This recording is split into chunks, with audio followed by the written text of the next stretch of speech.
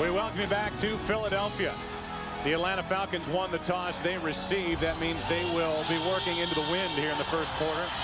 You see the wind gusting up to 37 miles per hour. And Jim Mora, 43-year-old Jim Mora, the 12th head coach in Falcons history, set the single-season record as a rookie head coach with the total of 11 wins during the regular season. And no head coach in the history of the Eagles has won more games than Andy Reid. But what's been hanging over Reid in this Philadelphia Eagles group is getting past this round and into the Super Bowl. Who's going to Jacksonville? Glad you're with us.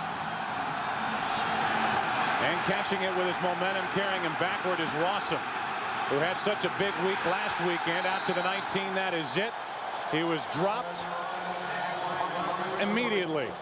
Roderick Hood on the tackle, a 19-yard return, and Michael Vick, who didn't have to do much with his arm last week against the St. Louis Rams, but certainly did plenty with his legs, protected by this offensive line. Todd McClure is in the center of it all, making the offensive line calls. Backs and receivers, this was the best running team in the NFL this season. Warwick Dunn with a lot of T.J. Duckett mixed in. And they'll start in the shotgun.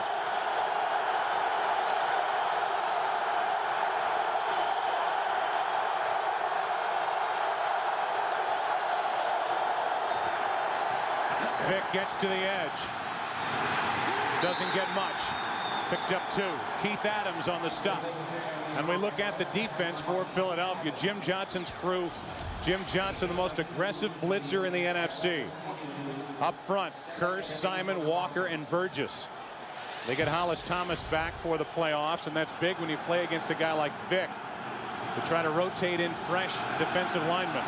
Trotter is such a difference maker at middle linebacker, and 3 Pro Bowlers in their very good secondary. 2nd and 8.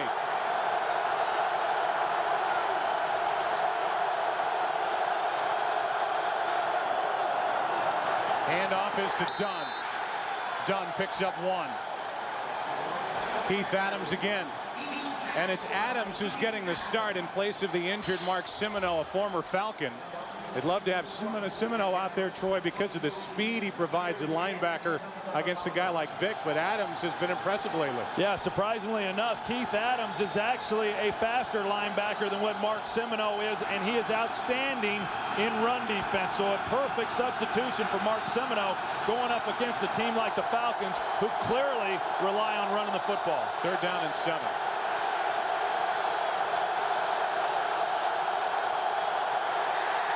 Timeout Atlanta.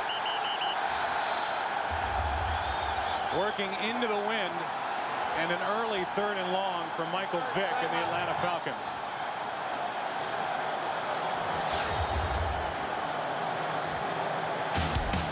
Third down and 7 when we come back to Philadelphia.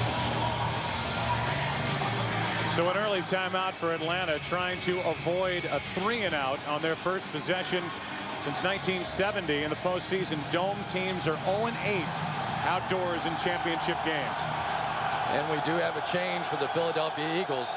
Javon Kearse is now playing on the defensive right side, right in the middle of your screen. That is to try and keep Mike Vick in the pocket as he tries to roll left. 3rd down and 7.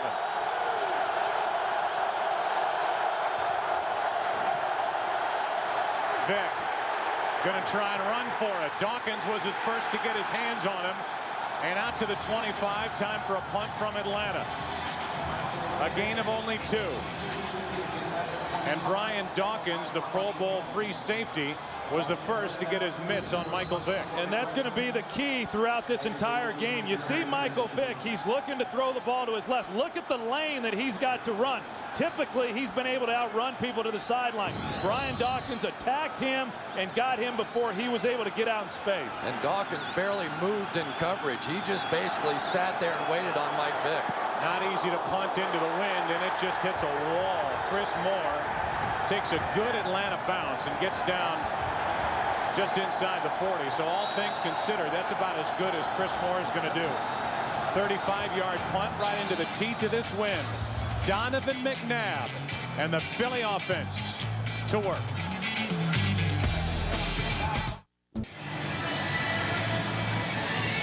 So I'll tell you what, nobody has been more animated along the sideline for the Philadelphia Eagles than Terrell Owens. Not playing today, went down on the 19th of December, but the Eagles believe if they get to Jacksonville and Super Bowl 39 that it's realistic that he could be in the lineup.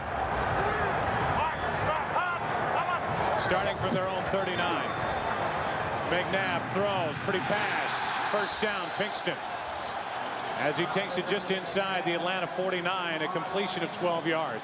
Well, here we are, and Todd Pinkston, when a corner is off and gives him a free release, as Jason Webster is doing, he's pretty good at pushing that corner off and then coming out of his routes. We talked about it last week. Minnesota coverage against these receivers, something that they have struggled with. Be interesting to see if the Falcons start going more to that as the game goes along. On first down, pressure on McNabb, and he'll step up and run. Penalty flag on the play as McNabb is brought down just shy of the 40. And we'll see who the penalty is against. The Eagles saying that it's against Atlanta. One thing Ed Donatel, who's the defensive coordinator for the Falcons, believes going into this game is that McNabb will run more. Holding, 91, defense, 5-yard penalty from the end of the run, first down. They get Brady Smith. That's another first down for Philadelphia. Guys, I thought that was interesting, though, that with all the pressure on McNabb and with those great legs and what he can do as a running back carrying the football, he thinks McNabb will run more today than he has all year. And I agree, and I think he should. And I definitely think McNabb was trying to send a signal with that early run. Don't get too fancy with your pass rush, guys.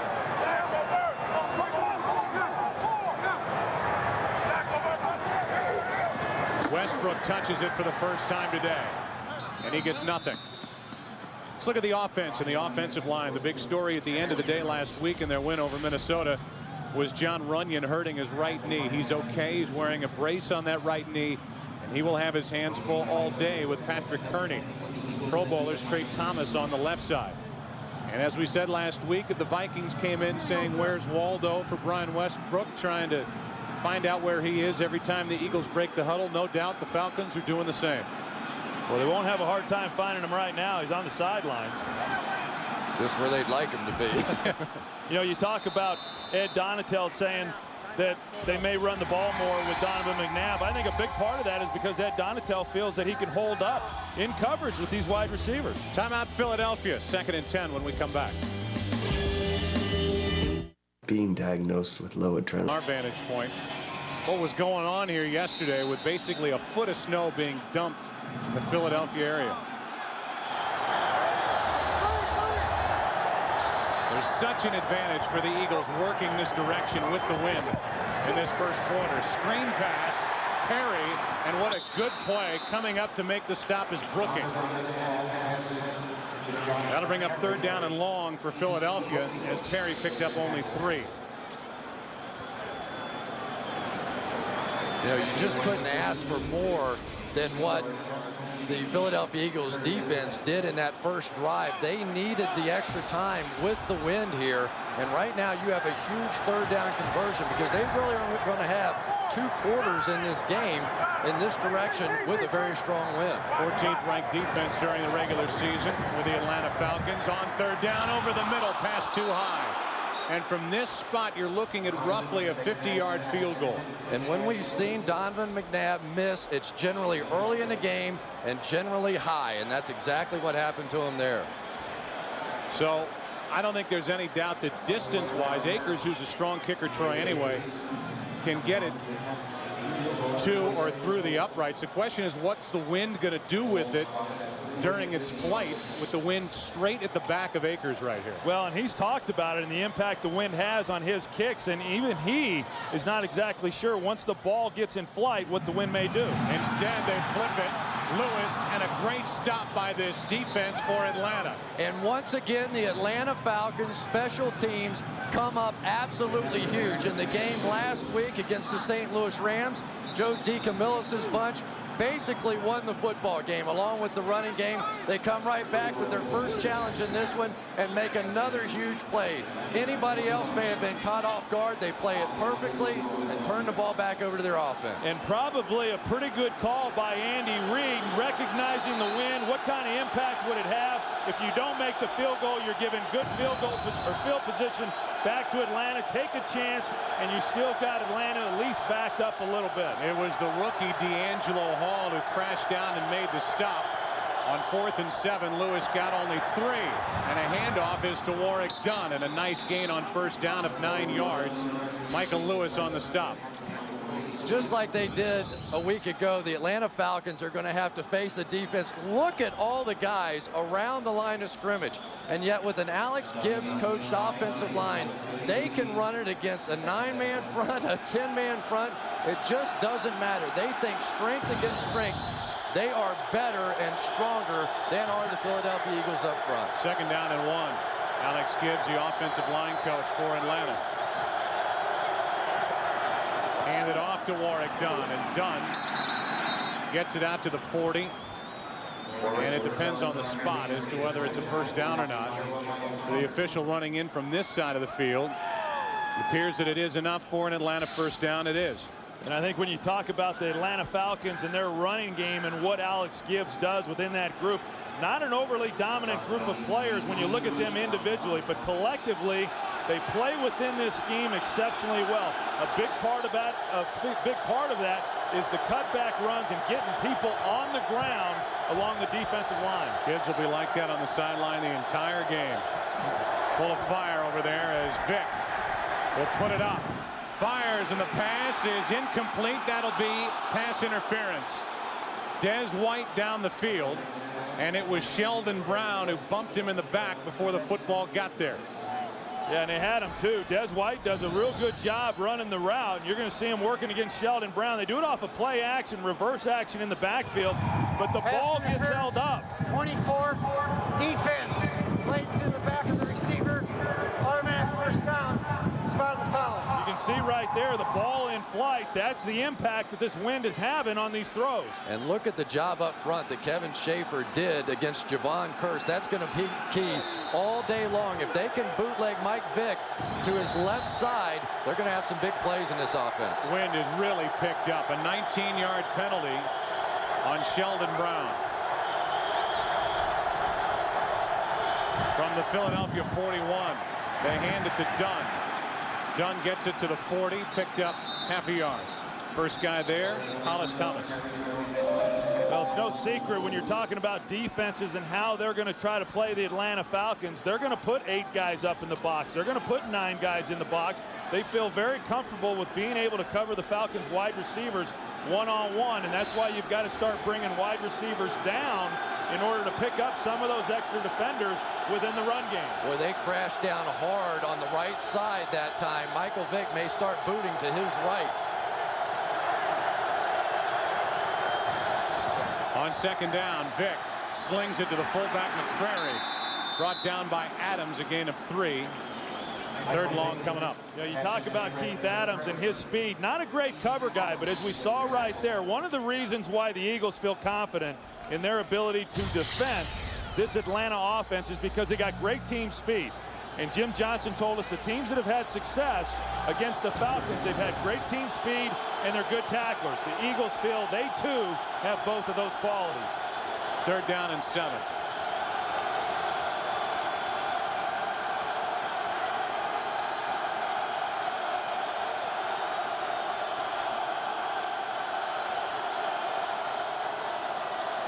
Vick to his right. Looking for room to run. Throws it up for grabs, and the pass incomplete. Algie Crumpler was fighting for it, and Vick is having trouble getting up.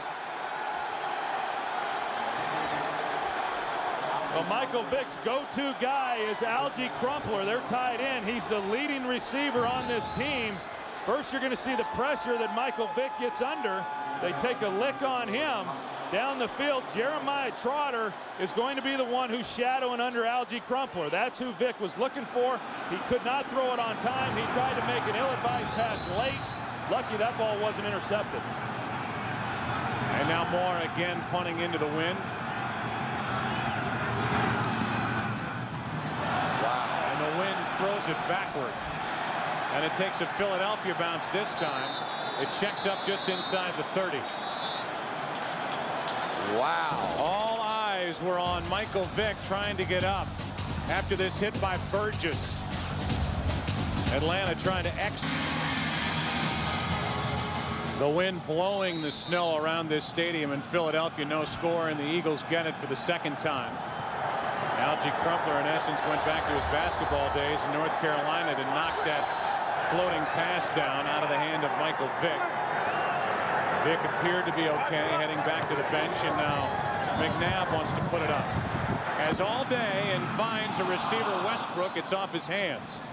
Good throw by Donovan McNabb. Incomplete, however, and down to Chris Myers. Yeah, moments ago, Michael Vick is shaking off the injury, appears to be okay. Could be overheard. One of the assistant coaches down here telling him, Mike, no need to put the ball, throw the ball up like that, especially against the wind. Wait till we have the wind with us to do that type of thing.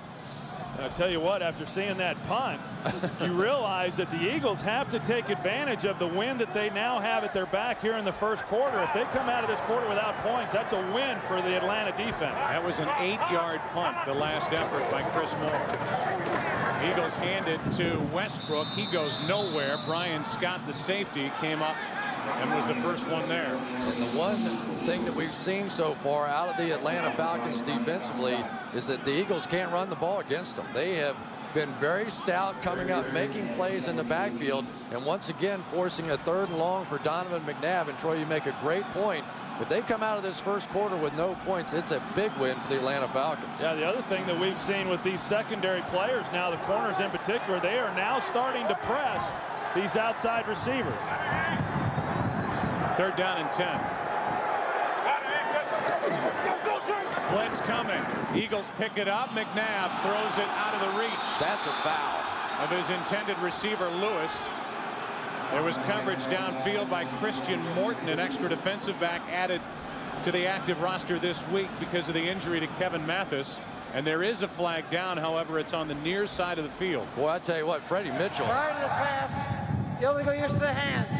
Hands to the face. 21. Defense. 5-yard penalty. Automatic first down. Well, that's going to take care of it anyway, but Freddie Mitchell that time was running right down the slot, and maybe 20 yards down the field. He got jammed. There's the foul on the outside, hands to the face, even a little grab of the face mask there.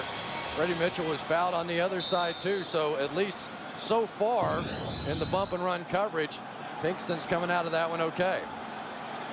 So a first down for Philadelphia instead of a punt. On the incompletion, they hand to Westbrook. Westbrook got out of the reach of Brooking for a moment and gain of 4. You know, you're talking about a defense for the Atlanta Falcons, guys, that at Kansas City in a 56-10 loss in October allowed 8 rushing touchdowns and 271 yards rushing. But what anybody talked about after that was the way Jim Mora handled the club. Didn't put him through tougher workouts the next week. Was very positive. And this Atlanta defense played great down the stretch. Yeah, and Arthur Blank took out a full-page ad apologizing to the fans after that, too. Inside handoff on 2nd and 6 to Westbrook. Brian Westbrook is down to the 26. They'll mark him at the 25. 36-yard run for number 36 of the Eagles. One of the things that you can always take advantage of with a pass rushing team, they like to get up the field. You get the double team underneath. You get the kick out block by Jermaine Mayberry. Artis Hicks with a good block, and it just pops wide open. And when you're trying to rush the passer all the time, sometimes you can just pop one in the running game. 36 yards, 40 here in this first quarter for Westbrook, and a first down at the Atlanta 25. McNabb with plenty of time. Fires. L.J. Smith inside the 5.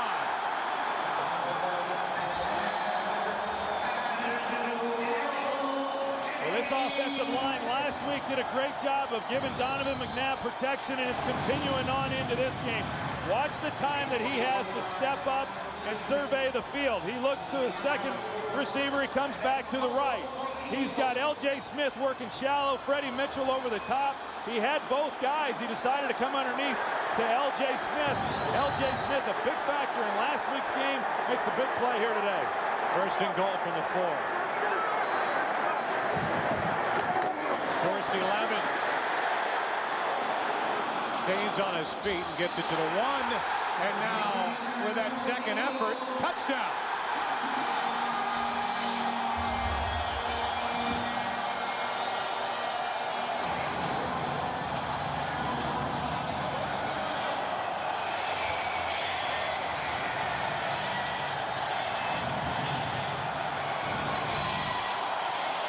Mayberry at the left, at the right guard position is just going to simply turn his man out, Antoine Lake, on that one, and just create a huge hole up the middle for Dorsey Levens. This has been a very physical drive as the Eagles come back and just run the ball right at the Atlanta Falcons on this one. What an effort by Levens to get it into the end zone. And Akers makes it 7-0. For a team like the Philadelphia Eagles playing in their 4th consecutive NFC Championship game, it was imperative that they get on the board first and not have that here we go again mentality. First quarter points, Eagles on top 7-zip. Yeah, and I think you got to go back to the illegal contact play on D'Angelo Hall that kept that drive alive. Otherwise, the Eagles would have been punted. The hands to the face call on D'Angelo Hall continued the drive.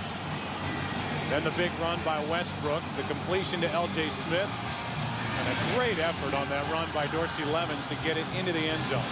And for Philadelphia, their first touchdown in the last 129 minutes, 52 seconds of conference championship game. Yeah, that goes back to the first quarter of the championship game 2 years ago when they hosted Tampa Bay. First possession of the game, they took the ball right down the field. Deuce Staley scored the touchdown.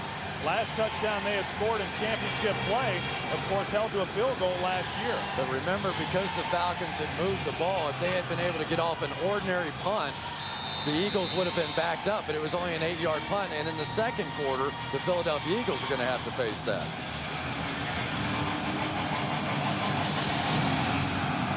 Rod Hood was the one in charge of keeping the ball upright as Akers kicks it to Rossum. And Allen Rossum hit that hole with a head of steam and gets it out to the 31. Hood on the tackle. A return of 28 yards. One thing I really like about Jermaine Mayberry is not only does he get his block, but he turns his guy out of the hole to open it up for the fullback, Josh Perry, to come through and get a big block. Yeah, and then on the other end, one of the key blocks, Freddie Mitchell going in motion on the play, and he'll take out Brady Smith, the defensive end there, which basically allowed Levens inside. Otherwise, Brady Smith's there to make that play. Little Alex Gibbs medicine with a cut block on Brady Smith. Hey, Freddie's more than just a receiver. Oh, he's a lot more than just a receiver. You want to elaborate on that? First 2 possessions last week for the Atlanta Falcons. They were up and down the field, 151 yards, 14 points today. Total of 19 yards.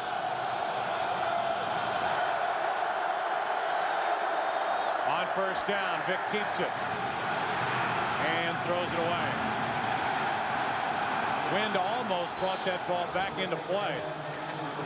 Sunday, February 6th, one of the biggest names in all of music will be performing live during television's most watched event. Second down and 10 for Atlanta.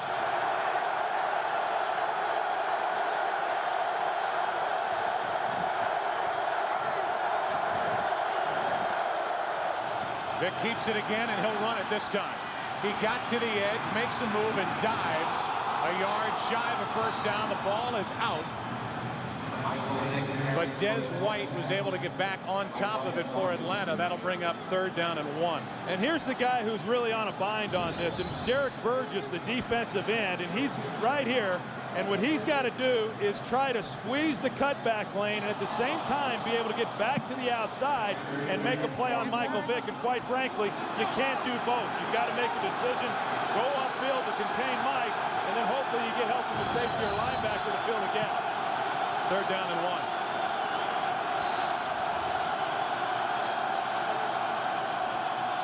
Vick keeps it again.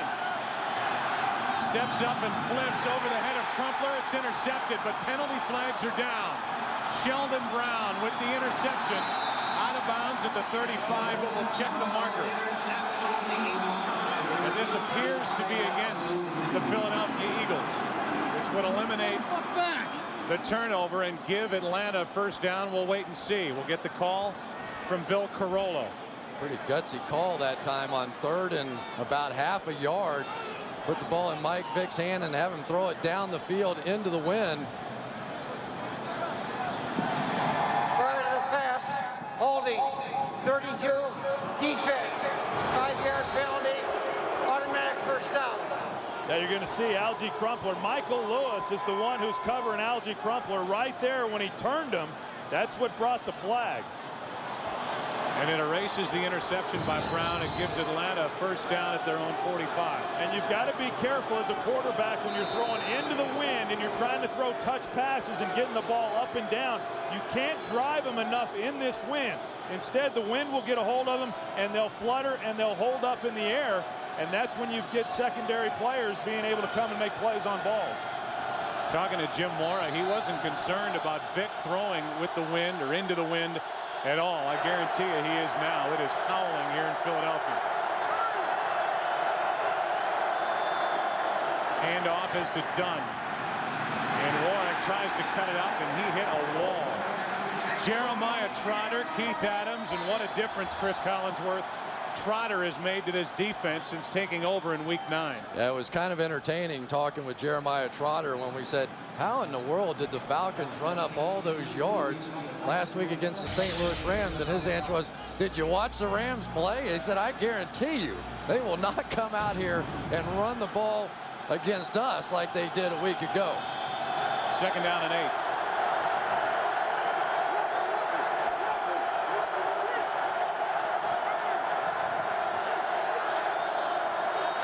More play action. Vick stops. Curse is now in his way. Javon Curse can't bring him down. Vick in the open field. A first down for Atlanta at the 40. Javon Curse was in that position of going one-on-one with Michael Vick, and Michael Vick blew right by him. And the way that it started, Joe, it goes back again to Derek Burgess. He does a great job here of being able to get out and flatten Michael Vick out and keep him from getting outside. But then there's nobody else left on the backside. Javon Curse is the only guy there to maybe make a play, and he's unable to. And Javon Curse told us he was going to take his shots at Mike Vick, trying to hit him hard. That time by coming so hard, he allowed Mike Vick to escape from him. On first down, they hand it Dunn. Dunn gets to the edge, cuts it up, and down inside the 35 to the 33, a gain of 7. And with 1:23 and counting remaining in this first quarter, the Falcons can't wait for this quarter to be over to go back down to the other end of the field. Yeah, and so far, I think they've got to feel pretty good about it. Obviously, the penalty which kept the Eagles' drive alive on the last series, but here they are moving the football, and if they're able to come away with points here going into the wind, of course, we're running out of time here in the first quarter, but they've weathered this first quarter and going into the wind very well. 2nd down and 3 with Duckett in the game.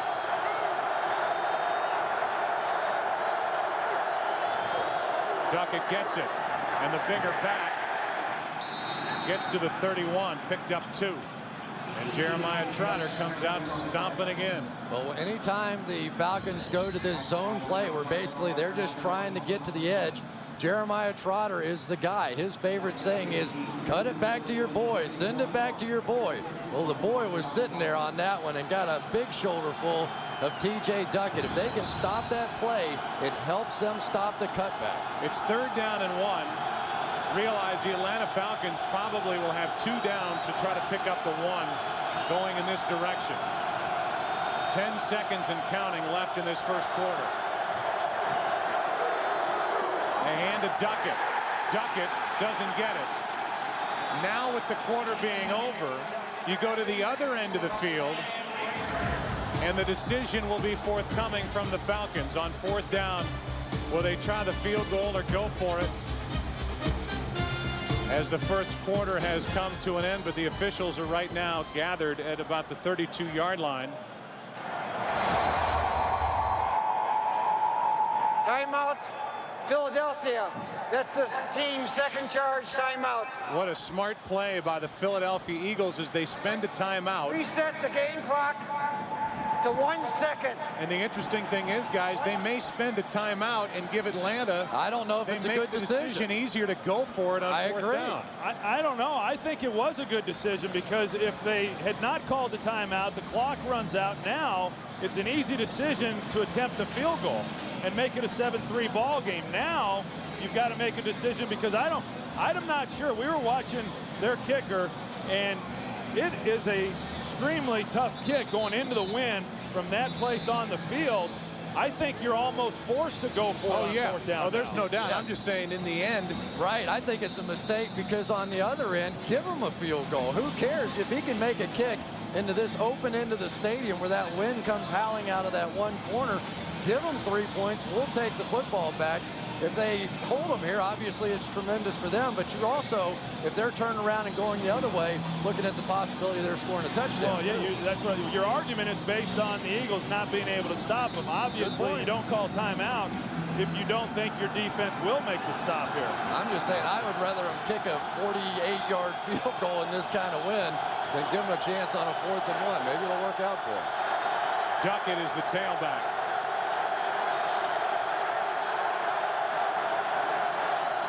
They hand it to Duckett, and T.J. Duckett has the first down. And because of the timeout, the Philadelphia Eagles took it, gambling they could stop the Atlanta Falcons on a 4th and 1. They could not. The Falcons will have a fresh set of downs in great field position.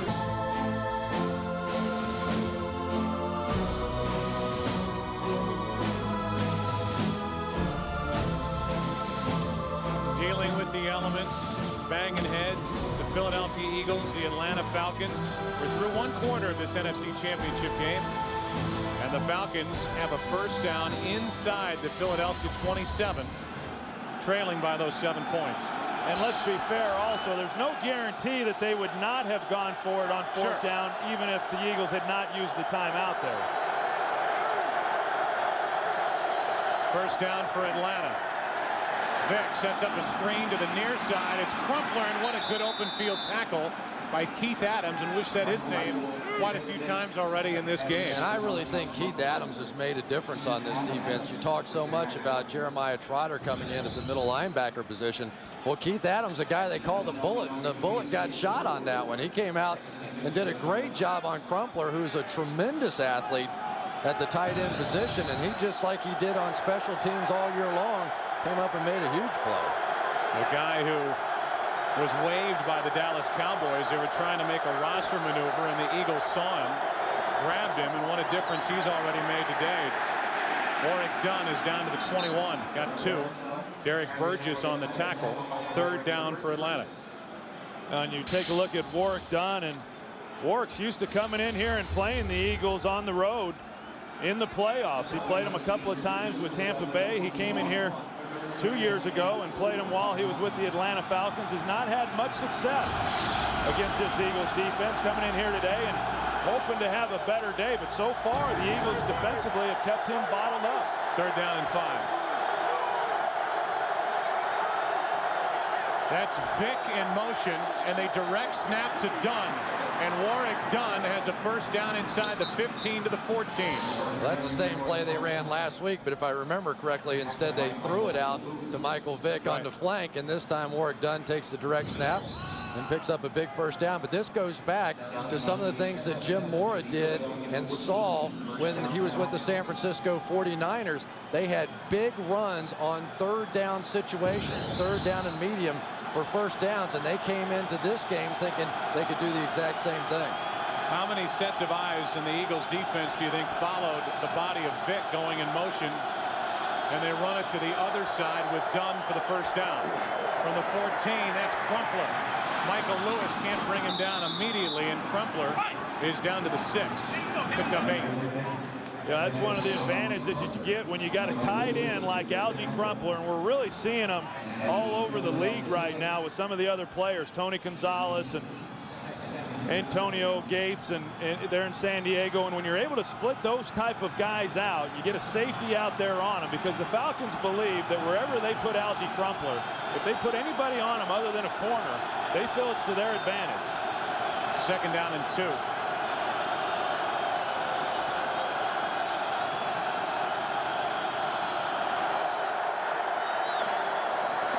Duckett, 1st down. 1st and goal from the 2 for Atlanta. They went right into the teeth of a blitz there. They're definitely coming on the outside, and Jim Morris said, we just don't care. It's one of the great things about being in an offense with Alex Gibbs. Alex Gibbs has seen every different kind of front that you can throw at somebody. That time they came up and ran a safety blitz right into that run, and they just ran right by it. Well, this is where the Eagles pride themselves, one of the best in the league at keeping people out of the end zone. On 1st and goal, they hand to Duckett.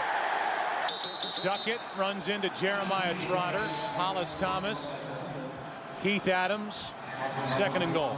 And I think one of the real keys when you're talking about goal line defense is being able to get into the running back's legs before he gets going. Watch TJ Duckett as he hits the line, and immediately he's met in the middle by Jeremiah Trotter, and that's how you stop a big back from getting into the end zone. That time Keenan Forney tried to cut Hollis Thomas, and he missed, and Thomas was able to make the play in the backfield.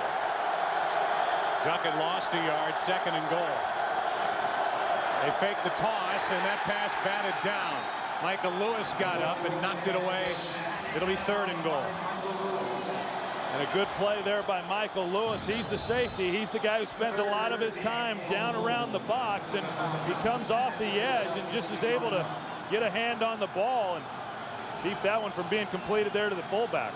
I'm going to bet Alex Gibbs did not like that call over there. I'm sure he would have liked to take 2 shots and try and pound this thing in the end zone. This is one of the top rushing teams in the NFL. Now they're 3rd and 2 and a long 2. 3rd down and goal. 16th play of the drive. Duckett is split out to the bottom of the screen. Vick with time. Michael Vick won't get there to the 5. He lost yardage. Hollis Thomas. Vick did all he could, but Thomas closed it down in the end. Well, that's just great containment by everybody involved, not allowing Michael Vick to get outside. They're aggressive enough to make him move. They don't sit back and wait. Hollis Thomas, playing in his first NFC Championship game because of injury, steps up and makes a play here. Good job and good discipline by that defensive front. Jim Johnson telling us, he told his defense all week, don't get hyper. Stay where you're supposed to stay, make your plays, and stay within the defense. And everybody across the defensive front did just that for Philly. 7-3 Eagles, 2nd quarter.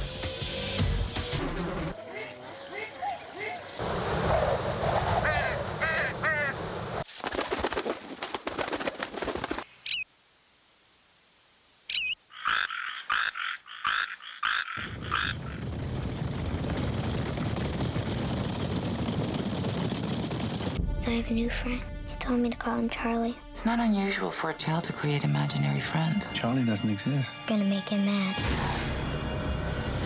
Why would you do this? It was Charlie. Did Daddy tell you about my mommy? Let's hope you don't wind up like her. Robert De Niro, Dakota Fanning. Do you like games? I love games. Would you like to play one? I'm already playing. Who did this? Hide and seek. Come out, wherever you are. Rated R. Friday, only in theaters. Hey, aren't you guys tired of getting punished by your teachers for talking too much in class? Tired of getting punished by your parents for talking too much on your wireless phone? Well, now your parents can relax, because only Sprint got rid of ugly overages. Check it out. Protect your family from ugly overages. Now, 100 extra minutes only cost $5. Other plans charge at least $35, and unlimited Sprint PCS to PCS calling is included. Your parents can save money, so you don't have to wear your big brother's pants. Sprint PCS. Now that's better. The NFC Championship on Fox is brought to you by Hummer. Check out the H2. Hummer like nothing else. By McDonald's. By State Farm, like a good neighbor, State Farm is there. And by Coors Light, the coldest tasting beer in the world, Coors Light, the official beer sponsor of the NFL and Super Bowl 39.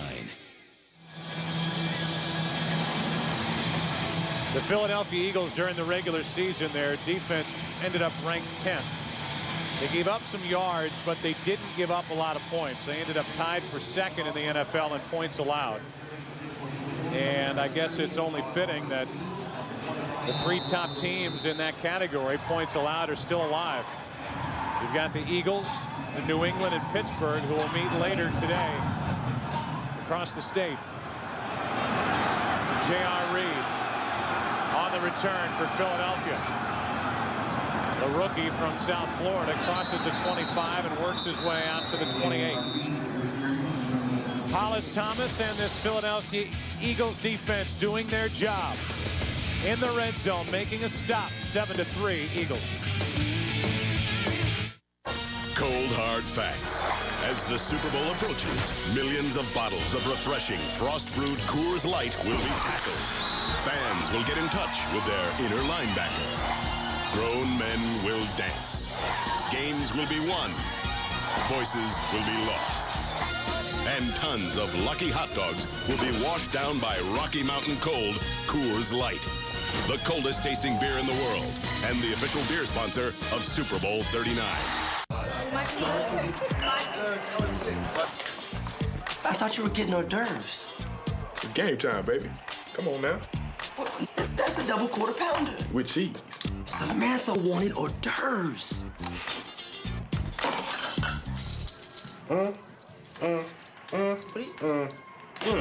The double quarter pounder with cheese. Pound one. Hors d'oeuvres. Yes. And this is what I had in mind when I thought about you.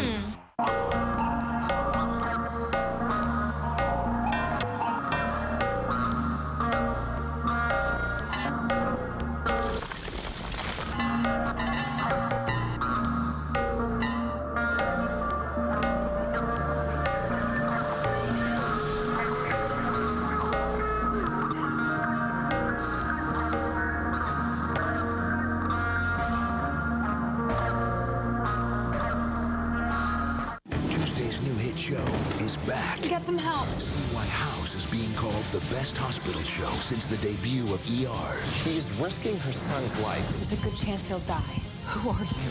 I'm the doctor who's trying to save your son. You're the mom who's letting him die. An all-new House after American Idol, Tuesday on Fox.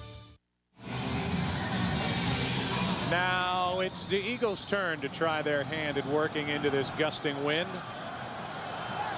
They lead Atlanta 7-3 in this NFC Championship. Starting at their own 28. McNabb steps up in a run and slide.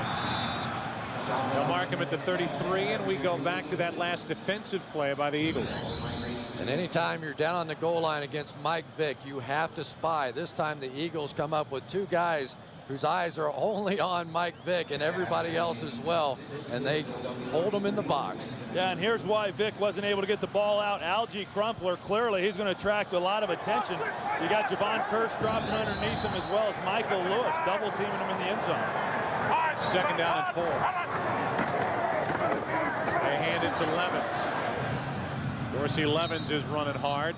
Picks up 3. 3rd and 1 coming up. Let's go down to Pam Oliver. Hey, Joe, and a lot of high fives being passed around on the Eagles D. That group was jubilant about keeping Vick and company out of the end zone. Chris Collinsworth praised the Eagles' containment on Michael Vick, while defensive coordinator Jim Johnson did the very same thing. He knew the execution on that was perfect. Joe?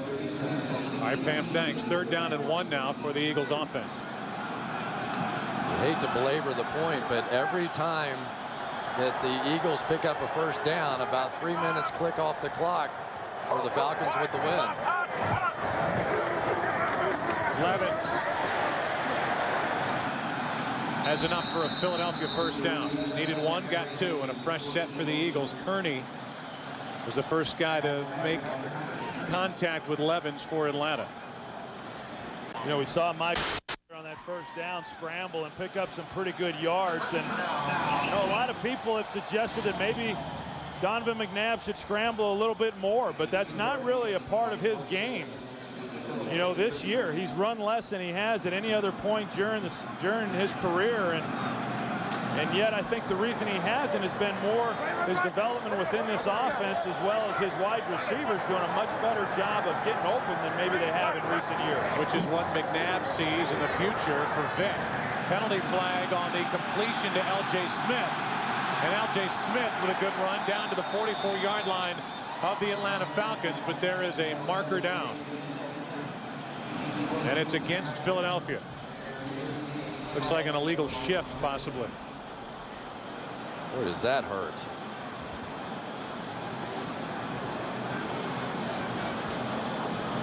Would have been a 17-yard play to Illegal Smith. shift on the offense. 2 men moving and not resetting. 5-yard penalty. Replay, first down. Freddie Mitchell is going to reset himself, get up on the line of scrimmage, but never actually get set. You see the secondary move, and that is 2 men in motion and the penalty. Yeah, and the only way it could have been legal would have been if L.J. Smith had come to a complete stop as well. Then it's fine. But because L.J. Smith was in motion when Freddie Mitchell moved, they drew the flag. So that wipes away the 17-yard catch and run by L.J. Smith. Brings up first down at 15. And hand it. It's over. Dorsey Levens. Chris Draft on the tackle, a gain of 4. And we haven't seen much of Brian Westbrook at this point. I mean, if that's the guy that the Atlanta Falcons were worried about coming into this game, Westbrook to this point, outside of that one long run, has not been a factor. Yeah, but you can bet that as this game progresses, they're going to continue to want to try to get the ball into his hands. He's obviously one of the playmakers, but one thing we do know about Donovan McNabb, he does a great job of spreading the ball around. He's not going to get locked into just one guy. Westbrook does not have a catch today. McNabb fires and the pass incomplete as his receiver Smith had fallen down. They try to bring up 3rd and long. Excuse me, Joe. They tried to come back to the exact same play that they hit on the penalty. Just a little tight end screen out to L.J. Smith. And you were talking about Donovan McNabb and his running ability, but you don't always have to run as a quarterback to be effective. The threat of the run can be just as much. And that time they come out on the bootleg with McNabb, everybody goes up the field to him, and you try and drop the screen underneath to Smith. What Ed Donatel talked about was not only the threat of the run, but the way he moves around in the pocket and buys time for somebody to get open. McNabb in trouble, stays on his feet. Unbelievable. Throws, has a man, Mitchell. What a play. First down, Philadelphia. And that is the brilliance of Donovan McNabb. Well, it really is, because Donovan McNabb does such a great job of just keeping himself alive. And so as he's getting pressure, he's able to avoid the sack, but he continually keeps looking downfield as to where he can get the ball thrown. He comes out of there, he's still not looking to run, and then he finds Freddie Mitchell on the sideline. And Freddie Mitchell held on to the ball. When I saw it pop up like that, if he had bobbled that at all, it would have been incomplete, but somehow he kept it pinned in there. First down inside Atlanta territory. McNabb going to air it out. Greg Lewis adjusts, makes the catch, and Lewis is down inside the 5. Working on Christian Morton. And a 45-yard completion into the wind, into the arms of Greg Lewis. And sometimes you got to take shots like this because the wind actually helps Philadelphia in this situation. The wind gets a hold of it. It's underthrown. Greg Lewis sees it. He comes back, and he's able to make the play. The DB never gets turned to see the ball. And the reason that Christian Morton is in the game is because of the ankle injury to Kevin Mathis, knocking him out of those nickel situations. And for the second straight week now, Greg Lewis with a huge play. First and goal from the 4. Dorsey Levens. Levens to the 2. You know, Troy, I really thought that the play that Greg Lewis made last week was a huge one in that game from the standpoint they kept trying to double team Westbrook, and so it left somebody on the field in one-on-one coverage, and the Falcons are trying to do the exact same thing. But when you get one-on-one with Lewis, he may well be the fastest guy on this football team. And he's a much better receiver than what you would think, because he just hasn't gotten a lot of playing time. Most of his playing time came late in the season when they were resting a number of their starters, but during that time he's played well. Alonzo Ephraim, number 76, is eligible. An extra tackle. McNabb back in the end zone. Lewis. Touchdown.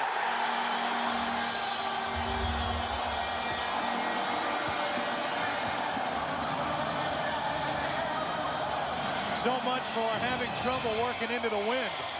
Well, we'll see what happens here. Chad Lewis going to the corner. He had him right away. He floated this one a little bit. Did he get his feet in? One's in. The second is questionable. I think you're going to get a challenge on that one. We already got it. I mean, usually when you tap that other toe, you see some dirt fly, and I'm not so sure the dirt was flying on that one. No, I don't think he got it in, Chris. I think he got the left one down there, and then look at the right foot, and it looks like the right toe comes down on the white chalk. There was something that flew up, but I think it was from his left foot and not his right foot. Atlanta is challenging the ruling on the field. That was a touchdown. We will take a break. Bill Carollo will give it a look under the hood.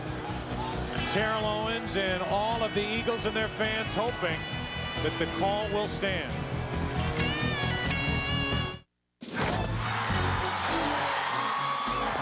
Not in our house, buddy. Not today. Oh, no. This ain't going down. Not today, Daddy. Not today. Not today. Not tomorrow. Nobody coming in here. Not in our house. Not in our house. Visa, official card of the NFL and the house of the Super Bowl champion New England Patriots, where they accept no other card to get you in. Visa, it's everywhere you want to be. From the minute my son was born, I knew I wanted to be that dad. The guy who can show you how to throw a perfect spiral, fixing bikes and skateboard ramps, going to ball games. My father was that dad, and now I've become that dad. That's why I bought a Saturn. The all-new 7-passenger 2005 Saturn Relay with the safety and security of OnStar and DVD player standard. Now, every 2005 Relay is available with 5-year, 60,000-mile worry-free ownership. I can't taste my beer. I can't taste my beer. I can't taste my beer. Every year, thousands suffer from taste loss in silence, and the results are devastating. I can't taste my beer. There is hope thanks to great tasting, less filling Miller Lite with more taste than Bud Light and half the carbs. I can taste my beer. Get the facts at PreventTasteLoss.com because taste loss isn't your fault. Ignoring it is. Miller, good call. The NFC Championship on Fox is brought to you by Saturn. People first.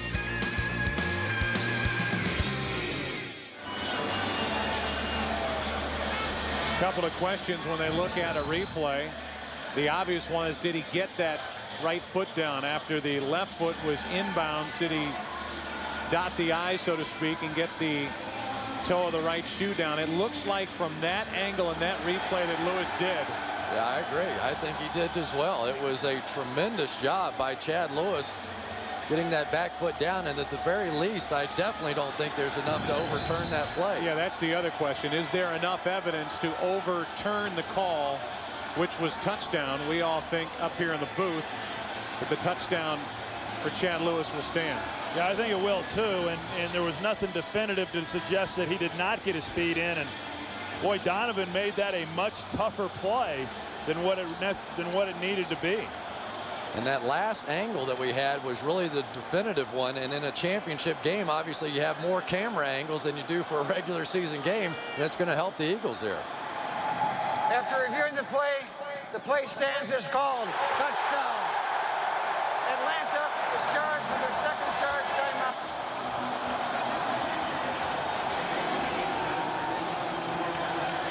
So that makes it 13-3 with the extra point coming from David Akers. Just a tremendous drive by the Philadelphia Eagles going into the wind, hitting the big pass plays, and really eating up basically the whole quarter that the Atlanta Falcons had the win.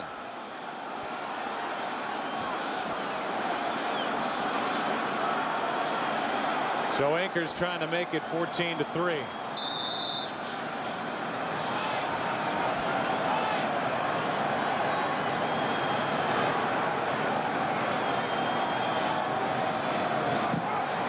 See what kind of an answer the Atlanta Falcons have. Donovan McNabb completes it to Chad Lewis on the drive. A 45-yard completion to Greg Lewis. But it's Chad who got them both down. And the Eagles lead 14-3.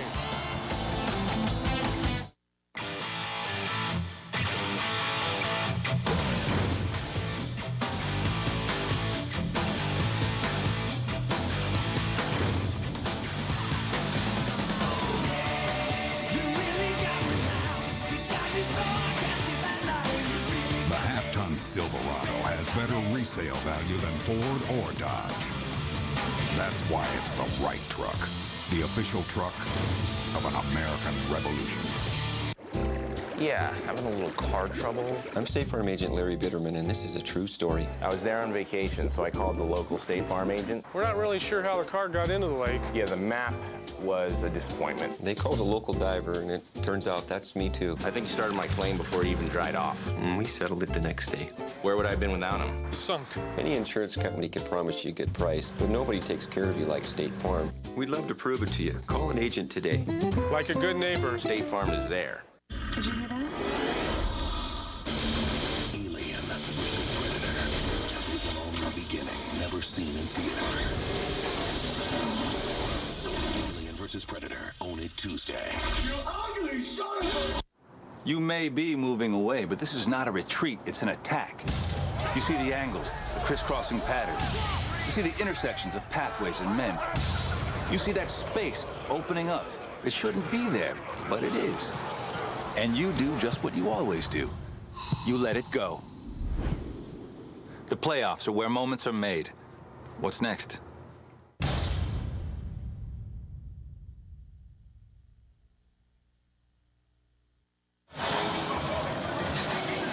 Under 5 to play in this first half of the NFC Championship game, and the home team, the Philadelphia Eagles, lead by 11.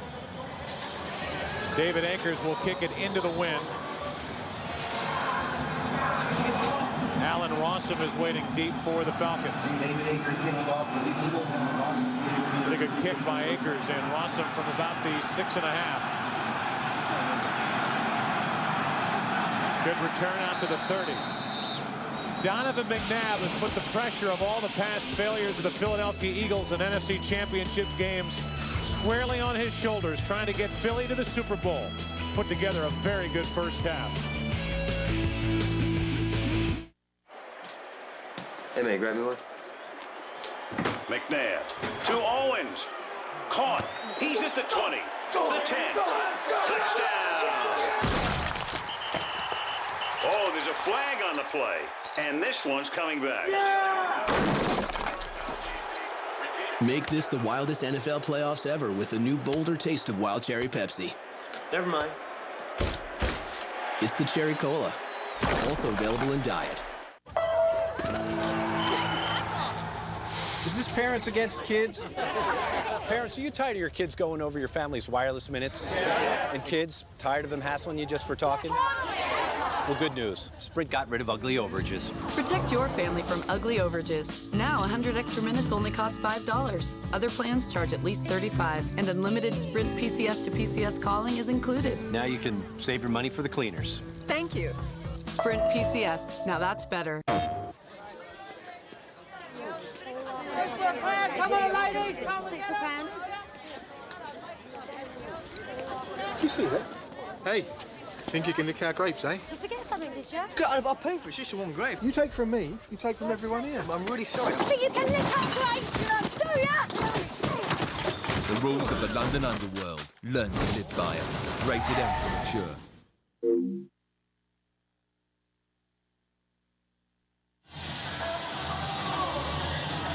A 14-3 Eagles lead with 4:50 remaining in this first half. You look back at Donovan McNabb and what he's done in NFC Championship games. 0-3 record, 1 touchdown, 5 interceptions, and a passer rating of 50.5.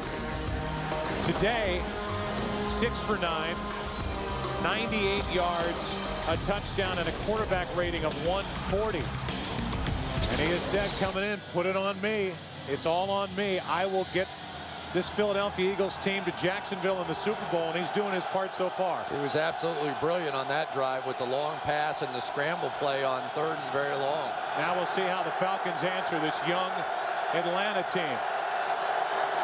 As Jim Morris said all week, playing with the house's money. All the pressure on the Eagles. Now the pressure on the Falcons, down by 11, and a gain of 3 by Warrick Dunn.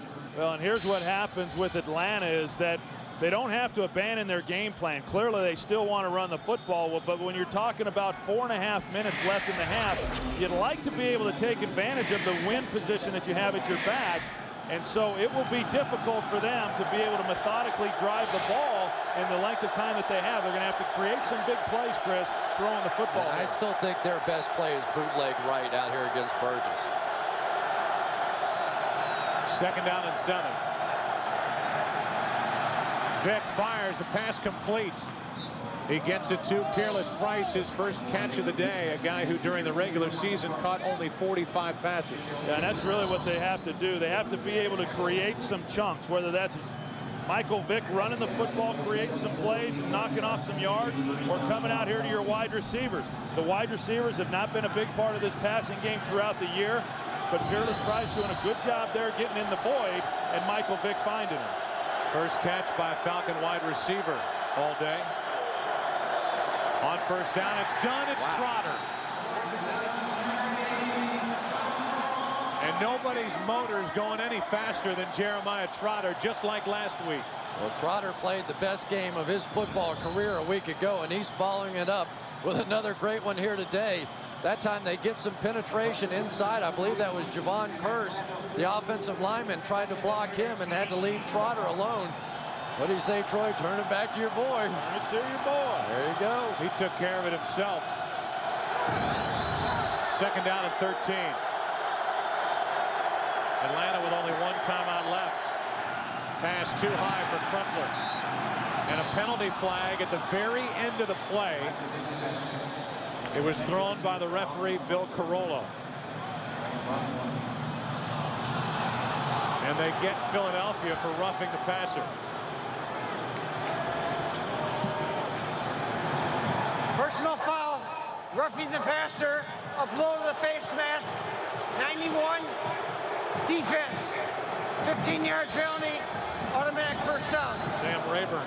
Yeah, that's Sam Rayburn. You're going to take a look at what happened, and you know, you come in as a defensive lineman and you're trying to knock the ball down and you hit the helmet, and you know, obviously intent was not to injure, but that's the rules. That's what they've been calling. They've been consistent with it all season. You hate to see drives remain alive on those kinds of penalties. Atlanta does it. The Falcons love it. It's 1st down from just outside the Philadelphia 40. Vick, little pump fake. Now over the middle. Crumpler, what a throw, what a hit, what a catch. Algie Crumpler hung on after getting a vicious blow from Brian Dawkins. Boy, Algie Crumpler runs routes like a wide receiver, and he catches the ball like a bull. He took a huge shot at the end of that play by Dawkins. But watch the little double move now on Michael Lewis. Turn out, go right back up, and at regular speed, look at the clean hit by Brian Dawkins. Just a great shot. One of those, you'll think about that one later. And I tell you what, Michael Vick did a heck of a job pumping to his right, getting the safety to move, and then being able to fit that ball in.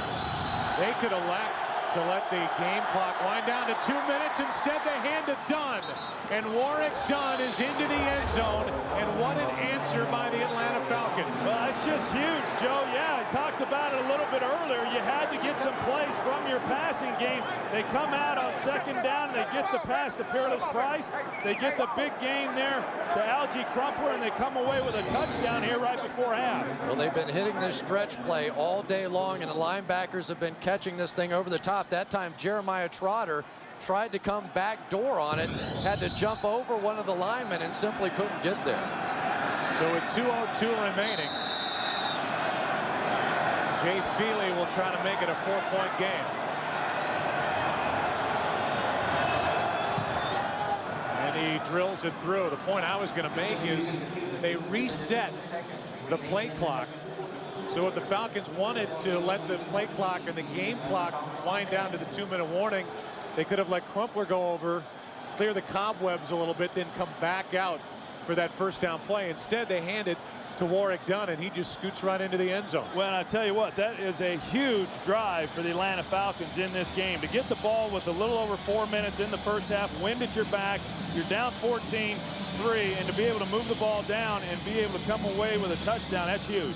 And maybe most importantly is the fact that Michael Vick maybe gets a little confidence going right now, because they really didn't roll him out. They didn't do anything fancy. They dropped him back in the pocket, and now if you establish that part of Michael Vick's game, a lot of other things start to open up. Two of his best throws, Troy, the completion to Price, and then that beautiful throw to Crumpler, and how he hung on to that. It's amazing on a cold day to suffer that hit and make the catch was impressive. Well, so many times we talk about Michael Vick and his ability to run and how maybe he can't sit in the pocket and deliver the ball. We certainly witnessed it on that drive. A couple of big throws, none more important than the one that he fit in there to Algie Crumpler. And you're right, what a catch he made. But what a big drive and a big game. So it's 14-10. And the wind's going to start knocking the football off the tee. So they're going to have to bring in Aaron Beasley to hold it, as Feely will kick it off with the win. You know, we came in here talking about these two quarterbacks, and so far neither has disappointed. These two guys among the very best that are playing the game right now.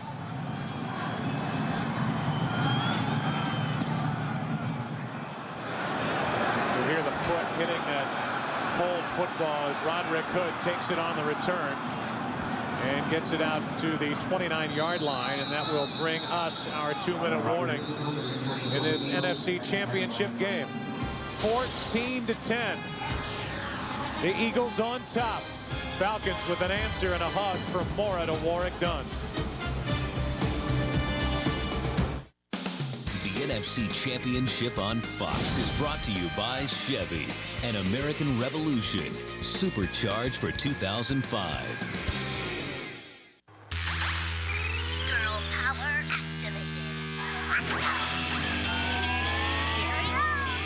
Yeah, I'll call you from the car.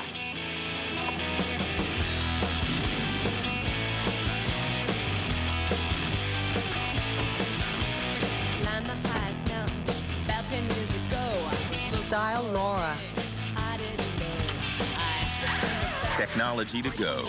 Chevy Trailblazer, an American Revolution.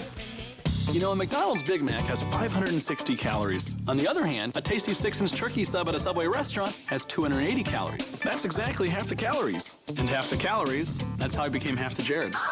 For delicious subs made right before your eyes with fresh ingredients on fresh baked bread, it's Subway restaurants. Subway, eat fresh.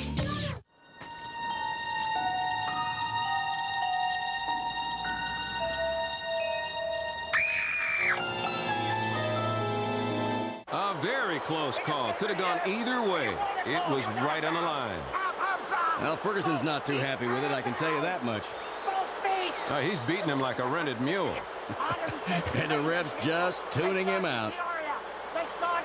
Boy, where do you train to take a beating like that? He said, when's that porch gonna get painted? And that litter box! It's been 3 weeks! 3 weeks! And to think I could have married Don Hoffman. And would it hurt for you to say that you love me once in a while?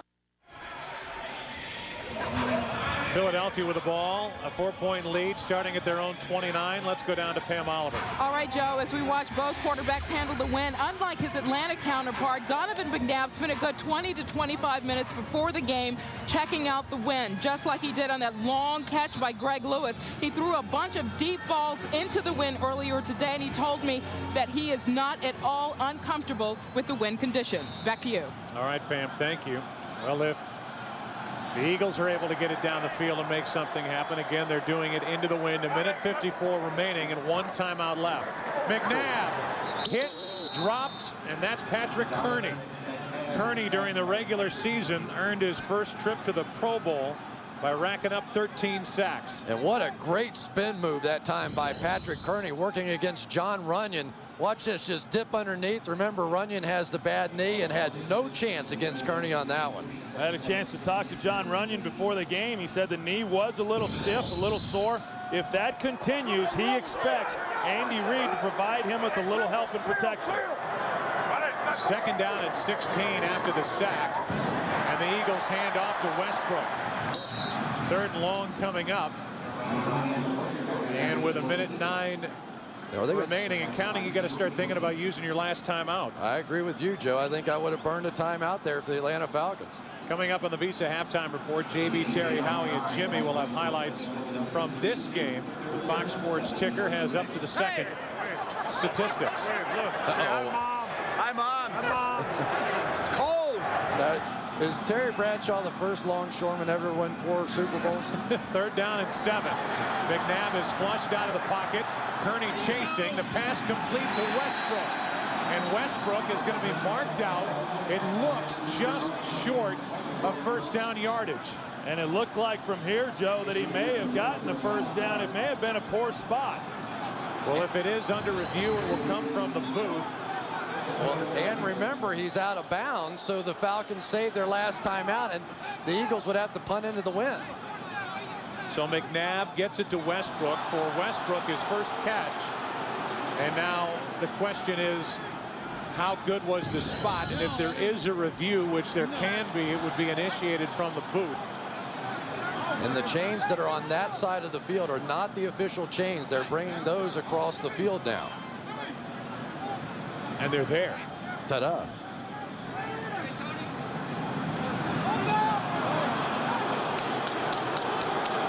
So about 6-7 inches short, and there's no decision here for the Eagles. They will have to punt if there is no review, and we get a look at it from up above.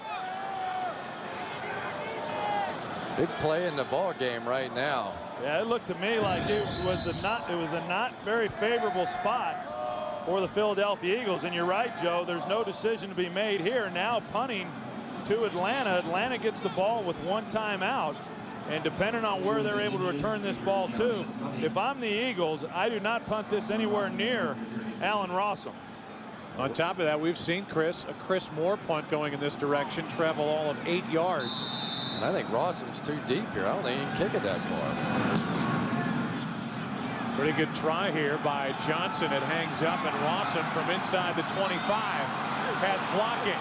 Had a huge week against St. Louis last week and gets it to the 35 with 21 seconds remaining and 1 timeout left for Atlanta as they trail by 4. This February, NASCAR on Fox returns with the 47th running of the Great American Race. 43 drivers will clash in the fastest, fiercest, most high-powered sporting event in the world. NASCAR coverage begins with the Daytona 500.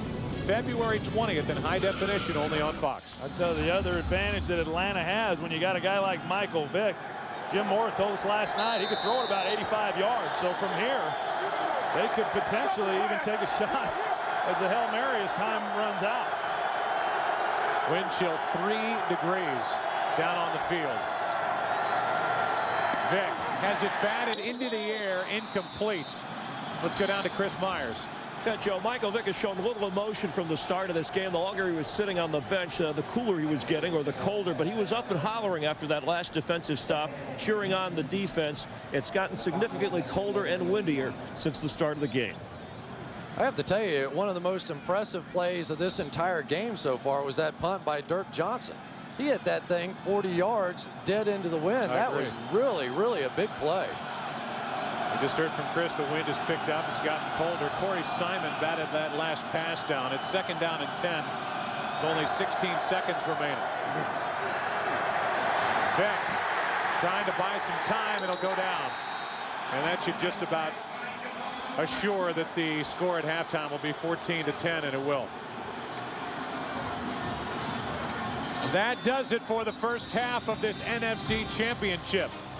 Javon Kearse making that last play. Vick, McNabb, Falcons, Eagles. And it's 14-10 Philadelphia. 1 half to go. A trip to the Super Bowl on the line.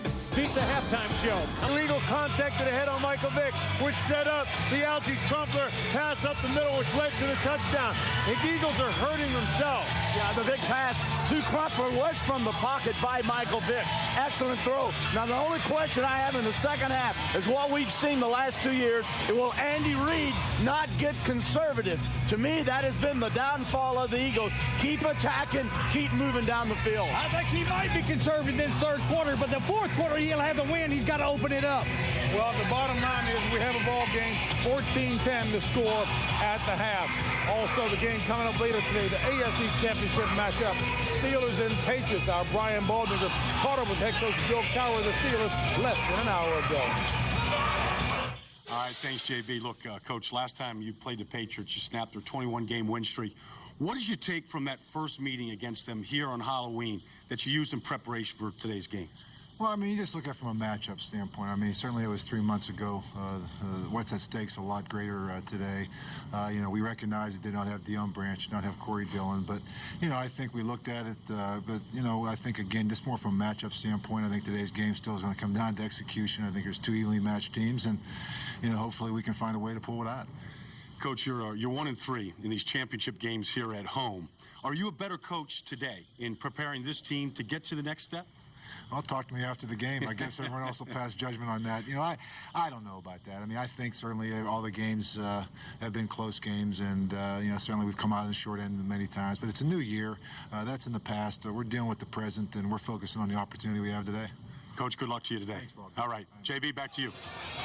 All right, Brian Baldinger, thank you so very much. No matter how low-key Bill Cowher, he wants the game in the worst way. On February 6th, Fox Super Sunday begins with Buck, Aikman, Collinsworth, all access. Then TV, Howie, Jimmy, Troy, and Chris give you their untold stories of the Super Bowl. Then Tony Hawk's Underground Tour presents Boom Boom Hug Jam, a power-packed day coming your way on Super Bowl Sunday.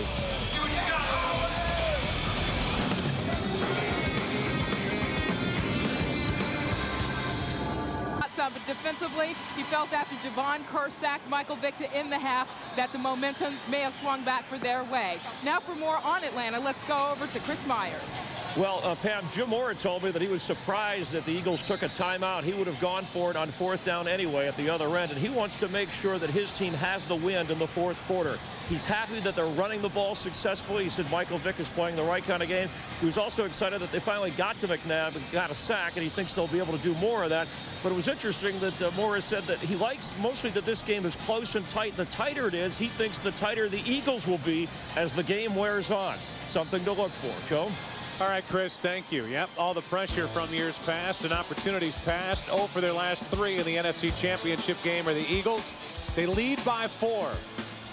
Second half, about the time show, wiped away a couple of big plays, including an interception by Sheldon Brown. And I think maybe the most important statistic is that the Eagles have matched the Falcons in rushing yards. Clearly the way that Falcons thought they were going to win this game is running the football.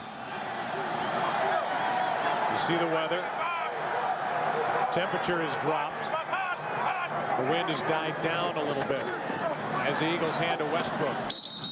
And Westbrook, who was the focus of this Falcons defense coming in on the day, carries it for 3. Yeah, and I think that as far as what the Philadelphia Eagles have done offensively, they've broken away from what Andy Reid typically does. They ran the ball 12 times there in the first half. That carry there being their 13th rushing attempt to only 10 passes. And you know, you look back to last year's game, there was some criticism of Andy Reid for not running the football more against the Carolina Panthers. Maybe that's the intent here against this Falcons defense. 2nd down and 7 for Philadelphia. McNabb with plenty of time completes it to Westbrook, only his 2nd catch, and Westbrook is forced out by Stewart. They'll mark him across the 35, picked up 5, 3rd and short coming up.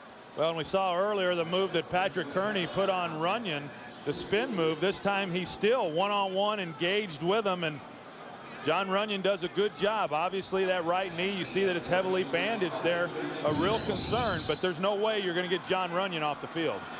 Little blow to the head. John Runyon's always been known for taking a few shots here and there.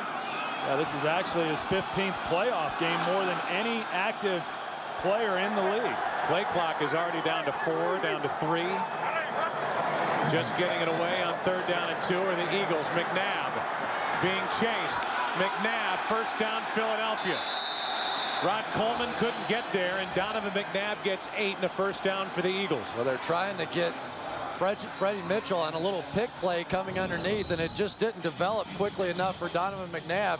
And then he just does what he doesn't like to admit that he does very well. He talks about he wants to be a pocket passer, but I still think trying to defend this Philadelphia Eagles offense whenever he takes off and runs even a little bit is just so difficult. And it's so demoralizing for a defense when you've got your receivers covered and then he's able to still pick up a first down with his legs. McNabb airs it out. Coverage downfield. There's a flag on the play. Pinkston, the intended receiver. They're trying to pick on Christian Morton, who's a rookie out of Illinois. There's pressure on the play by Kearney, and there's a penalty flag that came in from the secondary. And it's definitely going to be illegal contact. Christian Morton trying to survive back there in the secondary. They're rolling away and throwing all the way back to him. Prior to the pass, illegal contact, 30, defense, 5-yard penalty, automatic first down. So it was prior to the pass, so there's no pass interference. It's a 5-yard penalty, but a first down. And the hard thing is for a rookie in college, that's no penalty. You know, that's just the way you play the game. And then there's the hit. Patrick Kearney, he makes his presence felt, and he's able to get a hit on Donovan McNabb on the blind side. We saw John Runyon looking down. I don't know that necessarily on that play anyway. That was his man. First down for Philadelphia, leading by 4. Pass complete. Levens. And Dorsey Levens gets 5. You know, this is turning into a pretty good battle out here at right tackle. John Runyon again. Here's the spin move that Patrick Kearney used earlier and able to get the hit there on Donovan McNabb. He tries it again. He loses his footing, but John Runyon had a good base and didn't fall for the move. Yeah, they are starting to get some openings down the field now. McNabb has taken the ball and dumped it to some of the backs. Wouldn't be surprised to see some of those tight ends coming across on that crossing route. It's starting to open up now. Second down and 6. That's Westbrook.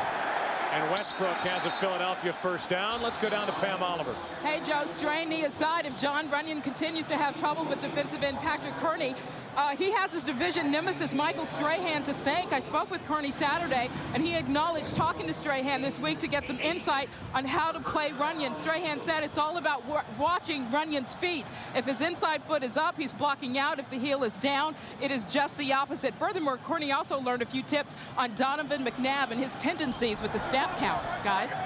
All right, thank you, Pam. Kearney, who would be working on Wall Street if not for football, doing a little research as Westbrook finds room to run. Westbrook bounces it outside and gets another Philadelphia first down. Kearney upfield. There were other Falcons there, and nobody could bring down Brian Westbrook. Yeah, and when you get into a game like this, you have to make tackles. They had opportunities. Patrick Kearney right there had a chance to bring Westbrook to the ground, and you've got to stop him before he gets going. This is a back that can get to top speed in 2 or 3 steps. You've got to hit him in the backfield. You've got to get him on the ground. Otherwise, he reels off runs like that. Well, that was pretty good stuff right there, wasn't it? That was a little Walter Payton, Marshall Faulk, just kept it alive, and big pickup. Not a big guy, 5'10", 205, but a lot more powerful. And you may imagine they toss to Westbrook. And Brian Westbrook has another first down. Yeah, we talk about Hank Fraley and you say Honey Buns and all that stuff, but Honey Buns can run. He got out on this play and is going to lead the way, and just at the last minute able to knock his guy to the ground, and there is the corner secured on the outside. And if they can start to get that outside running game going, those bootlegs and some of the things that McNabb likes to do really open up. Brian Westbrook had only 6 touches in the football in the first half. He has 5 on this drive. And trying to get a touch here, he ends up putting it on the ground and is able to fall back on top of it. A loss of 5. Yeah, and that one was just a miscommunication between Donovan McNabb and Brian Westbrook, and they're trying to run a counter trap here, and Donovan took it a little too far, or Brian Westbrook came up too far into the line, but they came up together, collided, and the ball's on the ground. Fortunate in order to get that one back.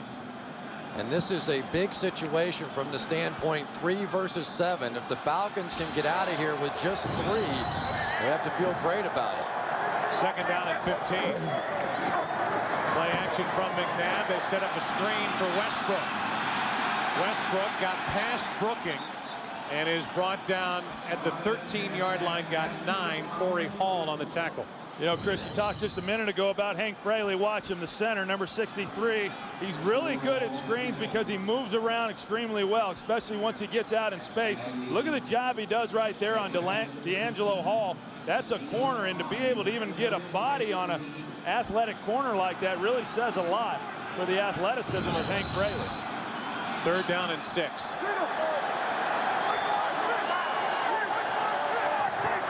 Playing with the wind are the Eagles. McNabb, plenty of time. Time runs out, and this is nearly picked off by Scott. In his hands and then down to the grass, and it'll bring up 4th down. Dorsey Levens, the intended receiver.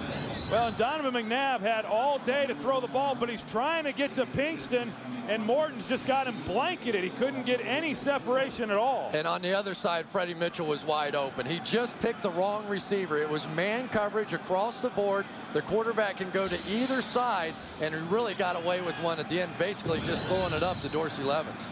31-yard try here by Akers. Good snap, good hold, the kick. Good. And it's a 7-point game. As David Akers, who 7-point game, the field goal from 31 yards hit by David Akers. Brian Scott had an interception that was just sitting there for him, went up with one hand, couldn't haul it in. And Akers on the 4th down play hit the field goal. So it's 17-10, Philadelphia on top.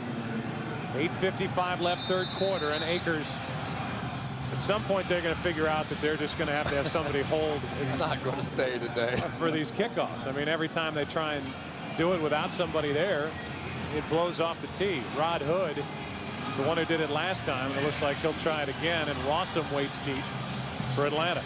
You know, and we probably didn't say enough about the opportunity that Brian Scott didn't take advantage of. I mean, when you get into games like this, championship games, you never know what play is going to change the outcome of the game. And when you get an opportunity, you've got to make the most of it. He had one there and failed to capitalize. Hood doesn't look too excited about holding that ball on the tee.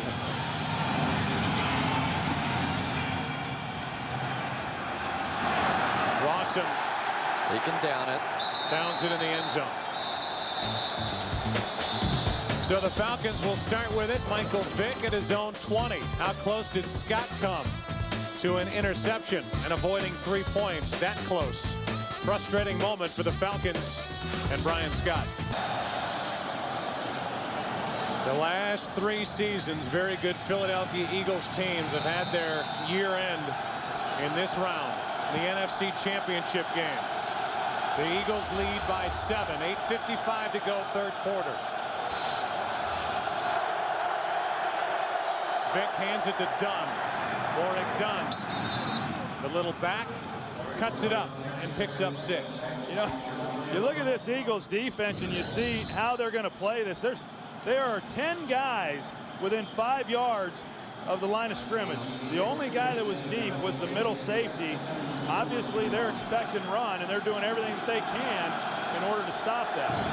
No team in the NFL had fewer receptions by their wide receivers or fewer yards by their wide receivers than the Falcons this year. And off to Dunn, who cuts it up back up the middle and picks up a 1st down as he gets 7. Well, that's the 2nd straight play now that we've seen. Remember all the stretch plays in the 1st half where they kept trying to get it to the edge, and they really never did the cutback very much. And neither one of those have been the full cutback plays, but they're now starting to look a little bit backdoor. And typically, as defenses begin to tire, some of those opportunities become available. 1st down, Atlanta.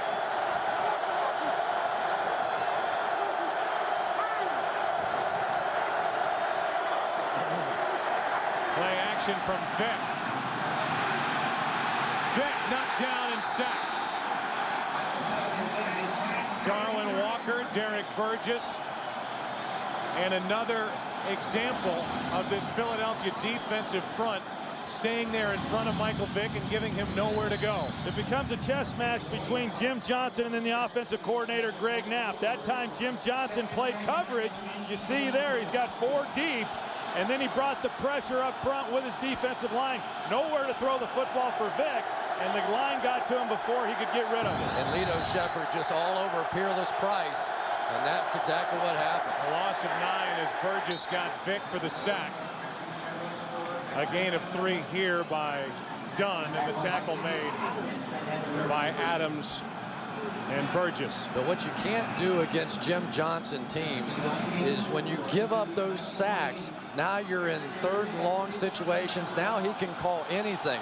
Michael Vick had time to get rid of the football on that last one, but he took the sack instead. Yeah, and the only guy in the NFL this season that was sacked more times than Michael Vick was David Carr. So you leave yourself too many times where you have to overcome a lot of yards. 3rd down and 15. Eagles come on a blitz. Vick flips it to Jenkins, and he is brought down immediately by Brown. 4th down. And when you talk about trying to move the football into the wind and try to maintain field position, the Philadelphia Eagles did an excellent job there of stopping Atlanta, and now they've got to punt into this wind. Philadelphia should have great field position after this play. And I really do think the magic number is 7. If Atlanta can go into the 4th quarter with the win, down just 7, they'll have an excellent shot at this. 3rd punt from Chris Moore.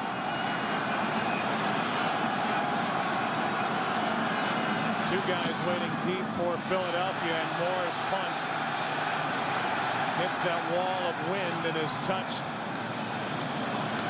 at the 47. Only an 18-yard punt. Good field position for the Eagles, who lead by 7. The elder Jim Mora up above watching his son coach the NFC Championship game. That Jim Mora, before he came to the New Orleans Saints in the NFL, won 2 titles in the USFL with the Philadelphia Stars. As Westbrook takes it, runs left, and he got nothing. Hit first by Brady Smith. We look back in this game. As a means of a recap, great effort by Levens on a 4-yard touchdown run. Michael Vick was stopped by Hollis Thomas. Donovan McNabb on a 3rd down and 11 completed an important pass to Freddie Mitchell. Chad Lewis on the touchdown reception at the end of that drive. Warwick Dunn then scooted in to make it 14-10 at the half. It's 17-10 after a 31-yard field goal by Akers. 2nd down and 11 for Philadelphia. McNabb buys some time over the middle. Pass is complete. A gain of 14 to Westbrook. And there's no doubt, guys, that at halftime the decision was made to put the ball in the hands of Brian Westbrook. And this is unbelievable what they do with Westbrook here. Take a look at him. He's in the backfield. He's going to swing wide. But then once he gets Matt Stewart running, then he comes back underneath. Initially, it looked like a 2-man route down the field. But it only happened because Donovan McNabb had so much time in the pocket. And that's the point. They didn't get there in time and allowed that late-breaking route to get out there. On 1st down, McNabb fires it low and out of the reach of Levens. February 6th, here's stories of past glory that have never been heard before and the untold stories of the Super Bowl. Terry Bradshaw, Howie Long, Jimmy Johnson, Troy Aikman, Chris Collinsworth reveal their untold stories as well as count down the top 10 Super Bowl moments as voted on by you, the fans. To vote for your favorite moment, go to foxsports.com on MSN, keyword top 10. So you guys will be getting together and talking about those untold stories as the Eagles try to make it to Jacksonville in Super Bowl 39. Westbrook is split out wide to the right at the bottom of the screen. They drop it off to Levens, who stumbles and is tapped down by D'Angelo Hall. Loss of 2.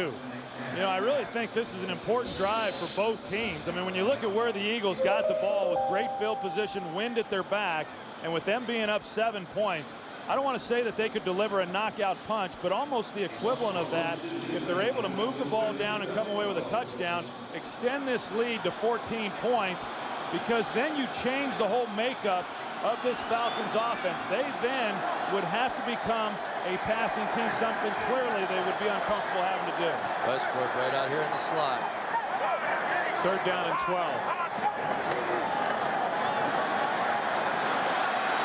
McNabb brought down at the 40. That'll bring up 4th down. And there is a penalty flag on the play. As it stands now, it's 4th down and about 9. It's against Philadelphia, so it will be 4th down for the Eagles. And I tell you, that's really a great job by this Atlanta Falcons. Illegal defense. shift, offense, 2 men moving, not resetting. That penalty is declined. Result of the play, 4th down. So Johnson will come on, and there's that hold by the Atlanta defense. Great effort by Brady Smith and company. Great job by them, not allowing the Eagles with great field position on that drive to get any points and still keep this ball game a 1-possession game. Johnson punts it. Penalty flag on the play. And the ball is going to be tapped down inside the 10. But again, there's a flag down back near the line of scrimmage. 31-yard punt. Well, we will check the marker. Prior to the kick, holding 30, kicking team. So you've got to make Philadelphia re-punt if you're Atlanta. That's J.R. Reed, the rookie. 10-yard penalty, replay 4th down. And just a huge break. Not only do you have a chance to now work it off your own goal line, but when you have a guy like Allen Rossum after the guys have already chased 1 kick back there, really, really dangerous. Here's a guy that was the fastest high schooler in the nation coming out his senior year.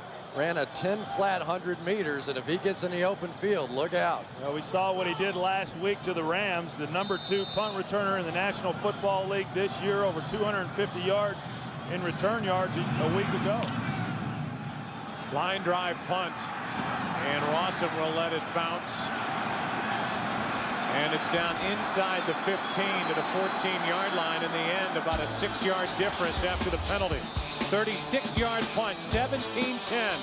Philly. Atlanta has an effort by so many people to get this field and this stadium ready for today's game after a foot of snow was dumped on Philadelphia yesterday. The Eagles and the Falcons battling for a trip to Jacksonville in Super Bowl 39. 17-10. The Eagles on top. Starting from their own 14. Open with a throw, and the pass picked off by Dawkins. Brian Dawkins with the interception. And Dawkins is down to the 10. Crumpler, the intended receiver, and Vick threw it right to Dawkins. I couldn't tell if Michael Vick slipped on the play or not, but that was just horrendous. I mean, he had a chance to throw this one up over the top and just threw a line bullet. Nah, he just didn't see him. He never saw Brian Dawkins at all. Threw a shot right in his gut. I tell you, Chris, it's almost as if he thought Crumpler was going to turn around right there, because otherwise there's no excuse for throwing a ball that flat. It was a good idea. Philadelphia, again, had 10 guys within 7 yards of the line of scrimmage. Take a shot down the field, but you got to get it up in the air. 4th career postseason interception for Dawkins. They marked him down at the 11 on the return, and this will cost Philadelphia 5 yards. But here's that opportunity, Troy, for the Eagles you talk about. All of the frustration of years past, you have an opportunity here. Ball start, 72, offense, 5-yard penalty. We go back to the interception. Yeah, that's Brian Dawkins. He's on Crumpler, and I don't know what Michael Vick might have been thinking. The only reason you would throw a ball that flat is if you thought Algie Crumpler was going to turn around on some type of curl route or an out route. And if he's going to go over the top, then you have to throw the ball over the top. I think the answer is he wasn't. 2 minutes, 56 seconds remaining, 3rd quarter. McNabb to L.J. Smith. Incomplete pass. It's an incomplete pass. That'll bring up 2nd and 15. Boy, and I tell you, this Eagles offense has a chance to put the dagger in right here, and they have been going backwards thus far. 2 straight mistakes, and really the best you can hope for right now is just a field goal attempt and try and get out of here 10 points down. Yeah, and I think there's a big difference between being up 14 points and being up 10 points as it relates to the psyche and the approach then offensively for the Atlanta Falcons. If they're only down 10, I don't think they change what they want to do within the game. Second down and 15. McNabb, Mitchell. Mitchell, who had the big game last weekend against Minnesota on the reception, good for 7. It also, when you change what Atlanta then has to do offensively, plays right into the hands of Jim Johnson, the terrific defensive coordinator for the Eagles, who can just blitz Michael Vick from all different directions. Well, you know what was strange about that last drive, and yeah, I think Troy makes a good point when they're up there stacking the line of scrimmage, but really one first down in that situation. If you can run for one first down, you're basically then playing the rest of the game with the win, and you put a lot of pressure on Philadelphia. It's third down and 8 here for the Eagles. McNabb gets hit from behind, and the ball is out. Donovan McNabb gets on top of it. Brady Smith came off the edge, knocked it out of the hand of McNabb, and it'll be fourth down for Philadelphia. Well, you're going to watch Brady Smith. He's working against Trey Thomas, and he just uses a speed move and is able to come all the way around the backside because Donovan couldn't find anybody open. That is not on Trey Thomas.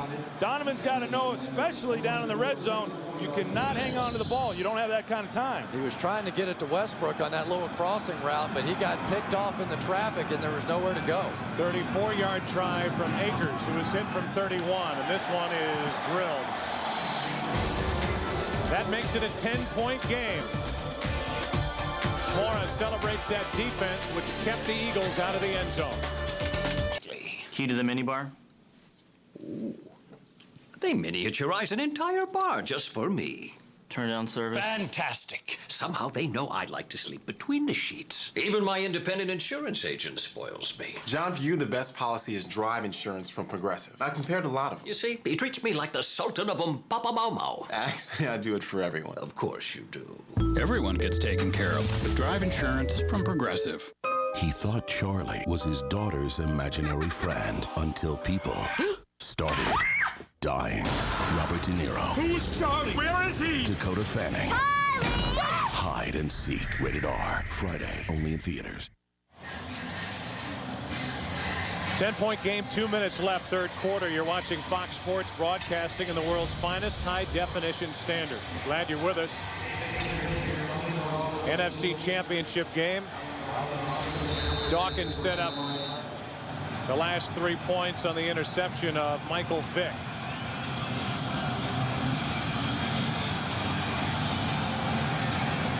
Alan Rossum, a former Eagle, trying to make a dent in this game. Get a chance to return this. And Rossum is dragged down. Good play by L.J. Smith, a 25-yard return. And L.J. Smith made the tackle.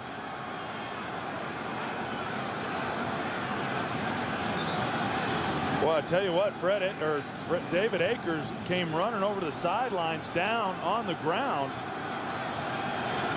He took some kind of shot. Here he is running down on the kickoff. He might have got his nose.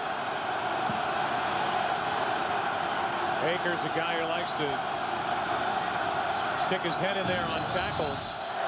Caught one up in the face. Minute 55 left, third quarter. Vick keeps it. McCrary, his fullback, is there. And Fred McCrary on the reception picks up 7. Adams on the tackle.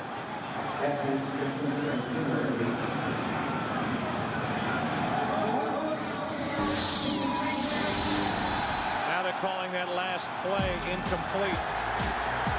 As we look at Michael Vick and the kind of pressure he's been under all day long. So that last play is an incompletion to McCrary, and we'll go back and give it another look. And the ball popped out before McCrary could make another football-related move after the grab. So an incomplete pass, and T.J. Duckett on 2nd and 10 picks up 4. You know, Jeremiah Trotter had such a good game a week ago, and he's such a big part of what they're trying to do within their run defense. And McClure, the center for the Atlanta Falcons, told us that if Trotter gets up in the line, I'm going after his legs. Take a look at Trotter here, middle linebacker, number 54. And as he works in, you're going to see McClure try to go low on him. But Trotter does a good job of fending him off and then making the play. Trotter with 8 tackles today. It's 3rd down and 6 for the Falcons.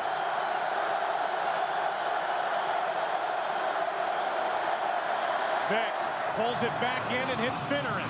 Brian Finneran is into Philadelphia territory and out of bounds inside the 40 at the 39. It really just looked like a busted coverage that time. They had Javon Curse in the joker position right over the middle of the ball, and for some reason he was drawn to the completely opposite side of the field, as was the entire defense. They thought it was a screen pass left, and instead they go to Finneran all the way back across the field the other way for a huge play. This could be one of the final plays the Falcons have to run into the wind. On 1st down, they hand it to Duckett. Duckett hit by Walker and Adams. And if the Falcons choose to let the game clock run out, they can, and then play with the wind the entire 4th quarter. And I think what we're seeing, Joe, from the Atlanta Falcons, when they've been able to create plays and move the football and score points, it's been because they've been able to make plays in the passing game. I think that's going to have to continue here into the 4th quarter, and Michael Vick's going to have to make some plays throwing the ball if they're going to be able to pull this thing out and win this game. They look at Akers on the sideline. The Eagles players hold up 4 fingers. It's the 4th quarter. 1 quarter to go. The Eagles 15 minutes away from Super Bowl 39. Lead by 10. Back after this from your local Fox station. You're watching the NFC Championship on Fox. Every mile of this great state invokes a spirit of adventure. You rely on your vehicle to make the most of it. And nobody has more SUV choices than Chevy. Now, current GM owners and lessees get $3,000 cash back plus $1,500 loyalty cash on a new 05 Suburban. Chevy. Turn the key. Start a revolution. See your Chicagoland and Northwest Indiana Chevy dealers. Create the ultimate floor with Menards. Easy heat floor warming systems are simple to install and operate on pennies a day. This system for floors up to 26 square feet is $79.99. Add a natural look with Coliseum tile, just $199 a square foot. Use Tech adhesives and care and maintenance products for a perfect installation. Find everything you need for your ultimate floor. Now during the Super Sale. Save big money at Menards. Yeah, that's our new Galant. It's one of the best back cars in the world, so we got your back. That's a really good price. You sure it's right? Zane, call me crazy, but I would have thought you. We could do a little better? Absolutely. Mitsubishi's got your back with up to $5,500 combined cash or no interest financing on select vehicles. So that was there the whole time? Yeah. Hurry, offer ends soon. I'm Corey McFerrin. So how super will it be? We'll talk about it tonight at 10.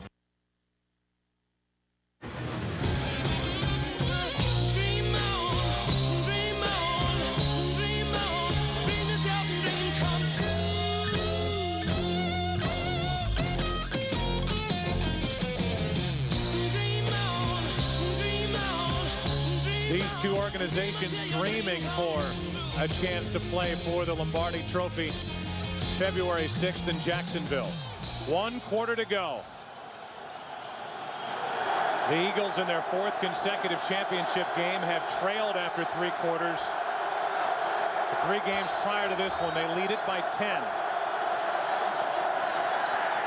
Vick pulled it back and fires it into the ground, trying to set up a screen for Dunn, and Vick ends up on the seat of his pants. There was pressure by Michael Lewis, and it's 3rd down for Atlanta. Derek Burgess coming through. I know it was a screen pass, and typically you don't get that kind of pressure on a screen pass, but he just came screaming right for Michael Vick, and his entire purpose today, talking about Burgess, is to prevent that bootleg, and so those plays off the play action just not as effective as they may otherwise be. 3rd down and 10.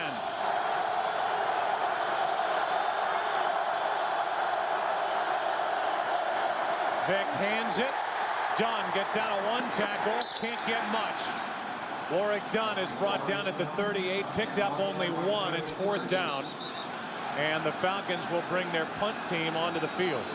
Chris, as you mentioned a little bit earlier, Jim Mora told us that they were going to run the ball in certain situations on 3rd down, but 3rd and 10 and where you're at on the field, I'm not so sure there that I'm not trying to throw the football.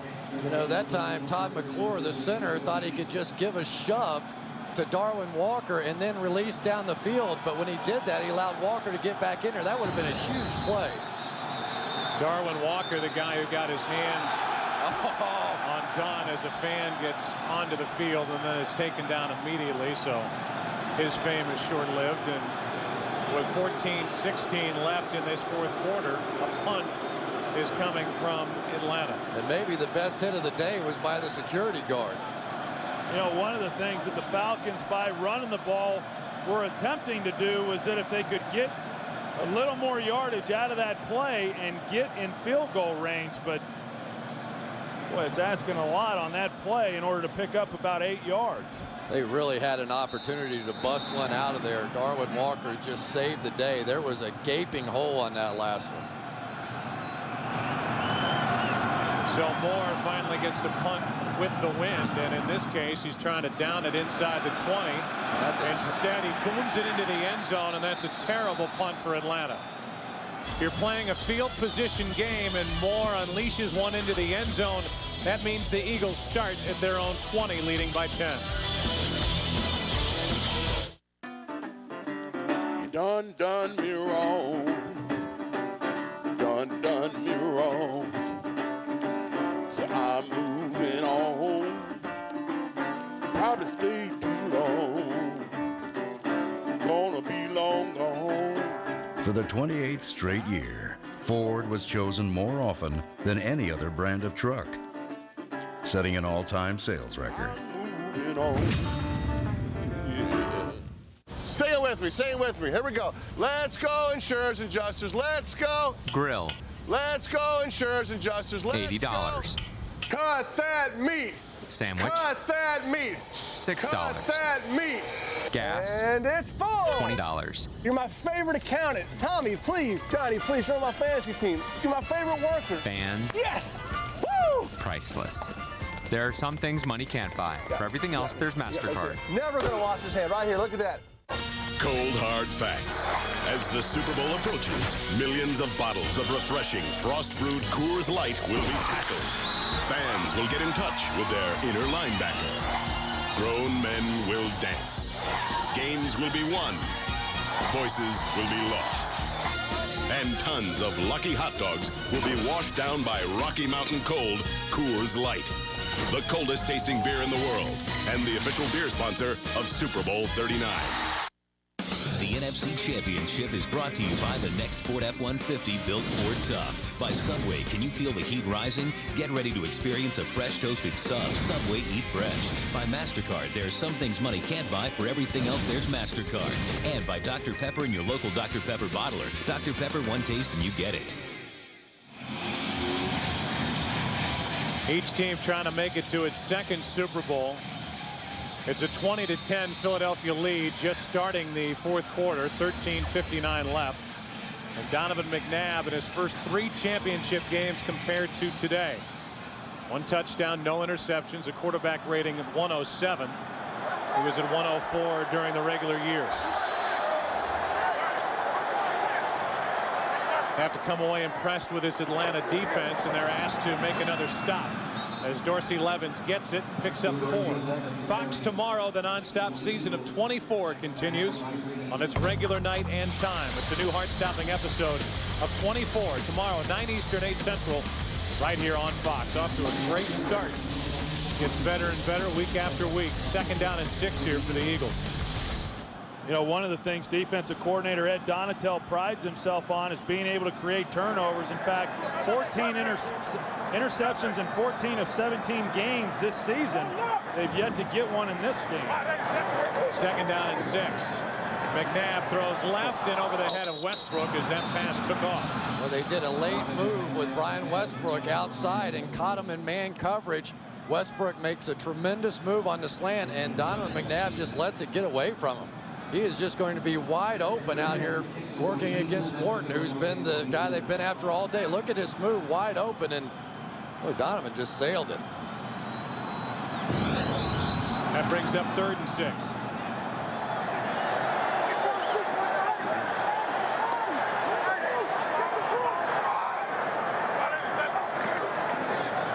They toss with McNabb blocking. Greg Lewis. Lewis has a first down for the Eagles.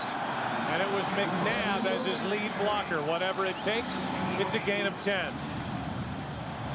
Really nice design here on the play. They're going to run the tailback as though they're sweeping to him, and then the ball comes out to Greg Lewis. Underneath all of that, the flow of the defenders was to Brian Westbrook. Nobody out in front. You got Donovan McNabb just securing the edge, and then good blocking on the outside by Pinkston. Remember what they were telling us, because they won so big last week against Minnesota. They had a few tricks left in their old play bag there, and they pulled one out there. Great call by Andy Reid. Handoff is to Westbrook, who's been much more active in this second half. Brian gets for this Philadelphia franchise. Won the NFL championship game in 48, 49, and 60. In 1980, they got to the Super Bowl, but lost Super Bowl 15 to Oakland.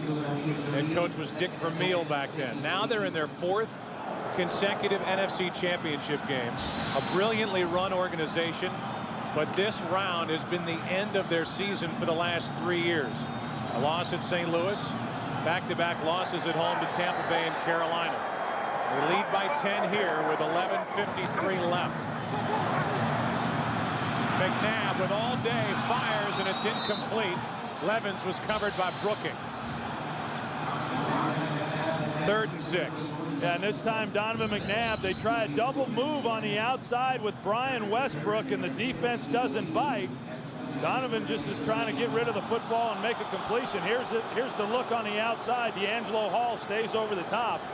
And I got to go back to what Terry Bradshaw said at halftime, and he said that in his mind, Andy Reid had gotten conservative in other championship games. Well, he certainly hasn't gotten conservative here. He's still trying to take his shots down the field. 3rd down and 6. McNabb throws, and it's incomplete. L.J. Smith, the intended receiver, and another very good job by this Atlanta defense.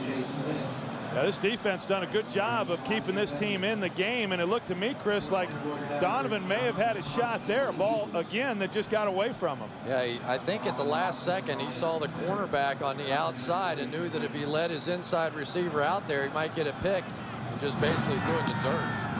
That drive only took 2 minutes and 19 seconds off the clock. Good punt by Johnson. Punting into the wind, he gets off his second good one of the day. And Rossum is out of bounds at the 30. That's where the Falcons will set up as they trail by 10. Every Subway sandwich is made fresh right in front of you, so you choose all the ingredients. The meat, the veggies, the fresh baked bread. No wonder so many people are coming over to the great taste of Subway subs. Because when you really think about it, they don't make the sandwiches, you do. Subway, eat fresh. Fresh toasted subs by Subway restaurants present the Super Bowl 39 Post a Toast contest. Do you love the Super Bowl? Log on and post a toast that proves your passion for the game. The top 2 toasts will win an all expenses paid trip for 2 to Super Bowl 39.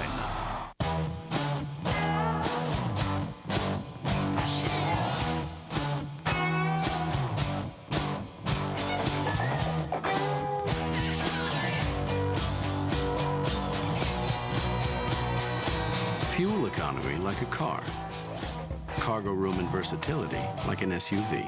The totally new Ford Freestyle. One vehicle, endless possibilities. Ford, built for the road ahead. Hello? They have been trained to hunt it. Now, This is just the beginning. they just have to survive it. Alone in the Dark. Rated R. In theaters Friday.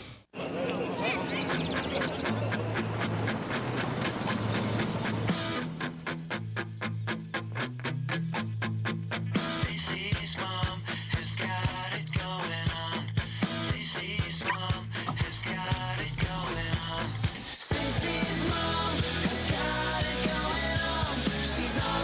in love with the rich, bold flavor of Dr. Pepper. One taste, and you get it.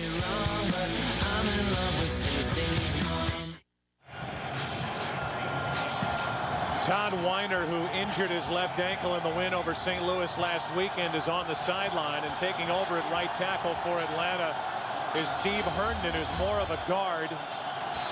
And against this very good pass rush of the Philadelphia Eagles, Steve Herndon will get some help. Looks like his leg's all right. Yeah, it sure does. 11:29 left, fourth quarter, 10-point Philadelphia lead.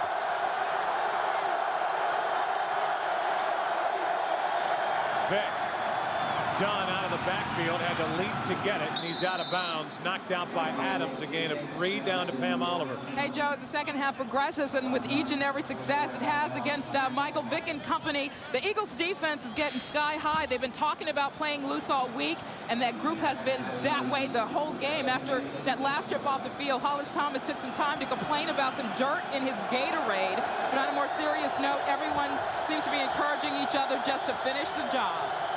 All right, Pam, thanks. 3 sacks today of Michael Vick for this Philadelphia defense as Vick keeps it. Burgess in his way, and Burgess makes a fantastic play. The 4th sack of the day for this Philadelphia defense. Well, they have basically been forced because Javon Curse is on the other side of the field. The defensive move Jim Johnson made, they're going to put Derek Burgess on the backside. And because they haven't been able to hurt him with that cutback run, Burgess and Curse on the bootleg has been able to sit out there and make those plays time after time. Well, they got Burgess early in the game the first time they ran the boot his way, but since that time he's shown great discipline in making plays and not allowing Vick to make the corner. 3rd down and 11. Vick fires it, and the pass incomplete. Peerless Price. And it was Lito Shepherd who got his hand in there. And Peerless Price has to come back to that football. He had a chance for that first down.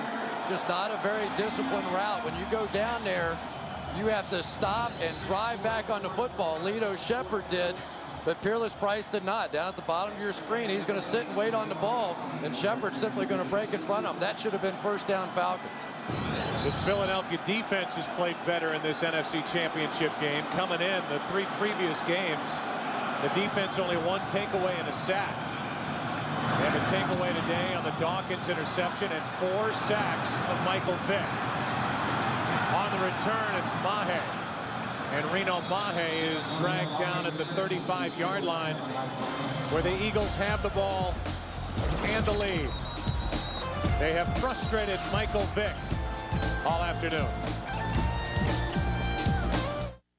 Let's hope Rusty didn't get into your stuff. No, I'm sure he's fine. And he's wearing a shot collar. Hey, man, hope you don't mind. We dipped into your Bud Light.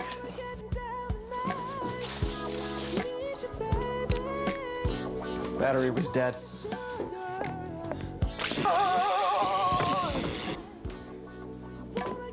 Fresh, smooth, real. Bud Light. Your dancing is good.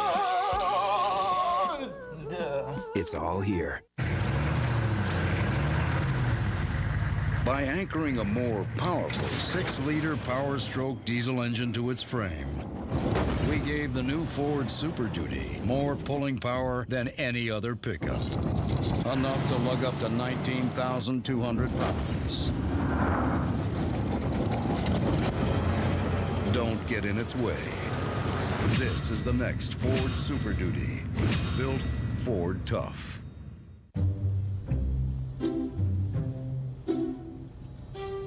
Where are we supposed to put the video conference room? There's no walls.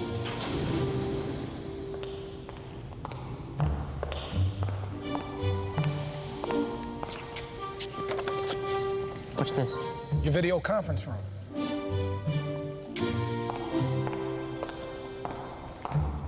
We need a desk. Simplicity, powered by Cisco. A thrilling new episode every week. Go! A non-stop season of 24.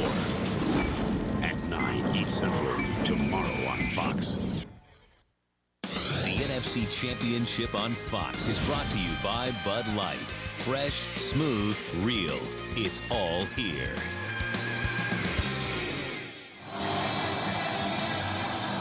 The crowd wants to take over now. And the Eagles in their offensive huddle telling everybody to quiet down. It's going to be hard for these Philadelphia sports fans to quiet down. They've been waiting a long time, Joe. I'll say. A lot of pent-up frustration in this building. But still plenty of time left for the Atlanta Falcons, but they need another defensive stop. They hand to Westbrook on the reverse or an end around, and he was met first by Smith, a gain of only 2. The last major pro sports championship for this city of Philadelphia, the Philadelphia 76ers finishing off a 4-game sweep with the Lakers on May 31st, 1983. Since then, the Flyers have been in the Stanley Cup Finals 3 times, haven't won. The Phillies have been in 2 World Series, including 83, haven't won. And the Eagles have not been to the Super Bowl. They're trying to stamp their ticket with a win here tonight against Atlanta. McNabb under pressure. Smith chasing him. McNabb's going to run. And Donovan McNabb scoots out of bounds at the 43, picked up 6. 3rd down coming up. And you just sense, watching the way that this defense for the Eagles has played, particularly on that last possession, and the way that this crowd's beginning to get into it, that this becomes a very, very critical 3rd down. The Eagles have to be able to stop them here. And I don't think it had to be. I thought McNabb had a chance to pick up this 1st down at this point in the ball game, and all the things that McNabb has been through. You got to put your head down and go pick up that 1st down.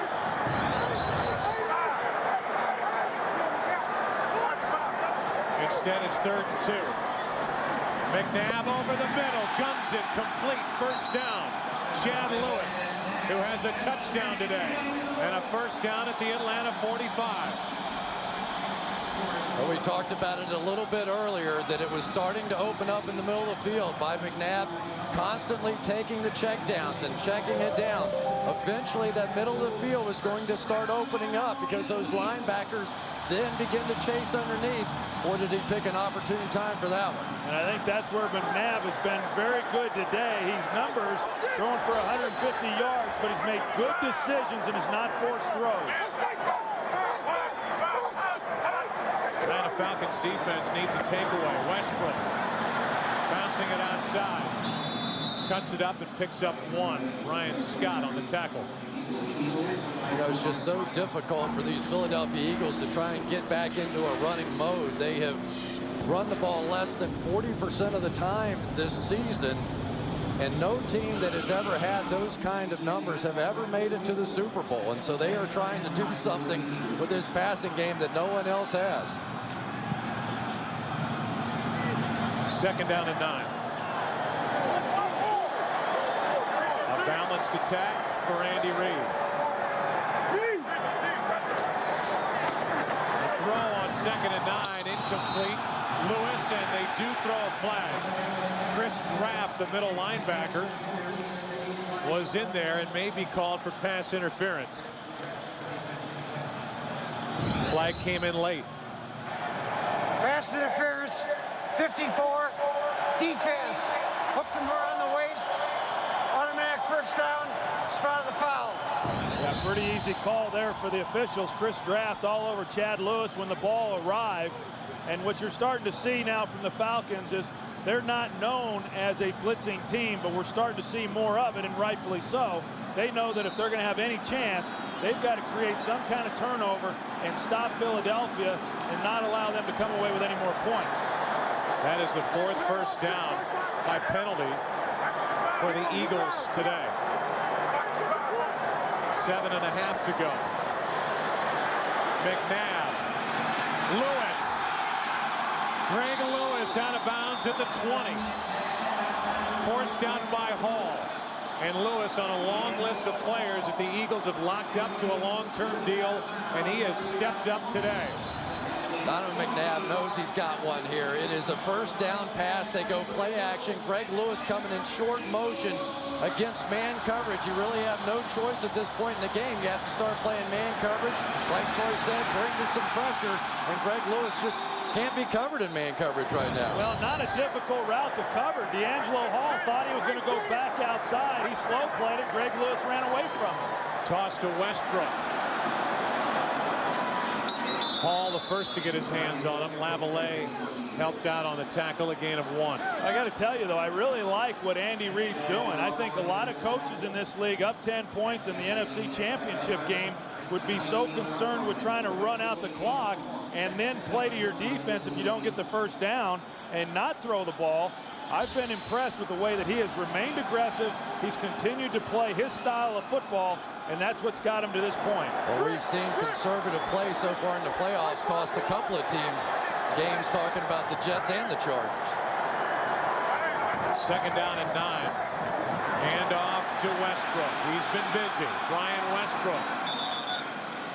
Upended by Aaron Beasley after a gain of 5. That shows you a little bit right there about the smarts of Brian Westbrook in a situation like this in the fourth quarter, running out towards the edge, and instead of taking it out of bounds, as a lot of running backs would do, tried cutting it back up, kept the clock running. Brian Westbrook, with the loss of Terrell Owens, basically had to fill those shoes and then some. And this young man has just played sensational football in the playoffs.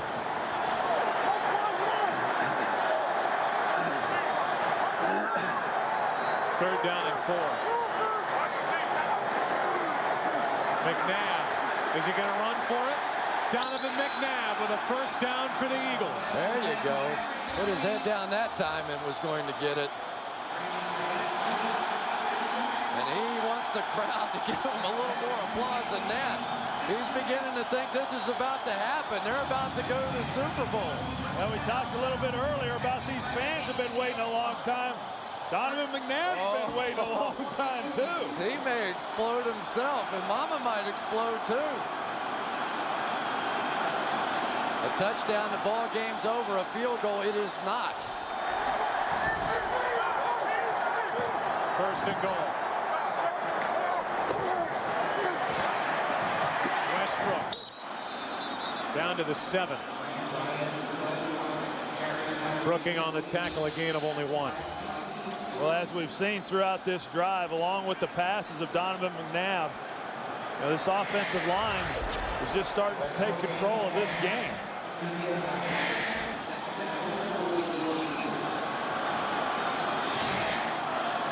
You can just feel this crowd just about to break loose. Second down and goal. McNabb rolls, throws. Westbrook down to the 2. Third and goal. Well, for the Philadelphia Eagles, now one play away, and Jeffrey Lurie knows it. If they can convert this into a touchdown, you're going to see pandemonium in a stadium like maybe you've never seen it before. They flipped the Brian Westbrook switch at halftime. Only 6 touches in the first half. 14 in this second half. 10 carries, 4 catches, and a total of 79 yards. Third and goal. Play action. Lewis. Touchdown, and they will celebrate.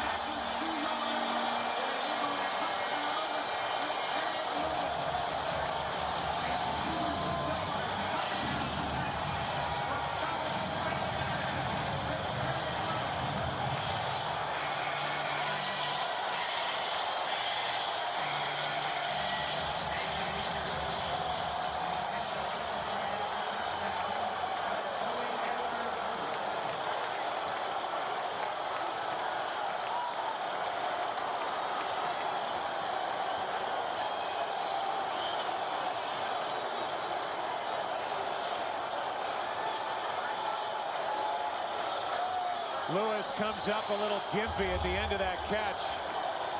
He limps off. The Eagles have to call a timeout. They couldn't care less about that. Eagles open it up here in the fourth quarter. You done me wrong. Done me wrong. So I'm moving on. Probably stay too long. Gonna be long gone. For the 28th straight year, Ford was chosen more often than any other brand of truck, setting an all-time sales record. Moving on.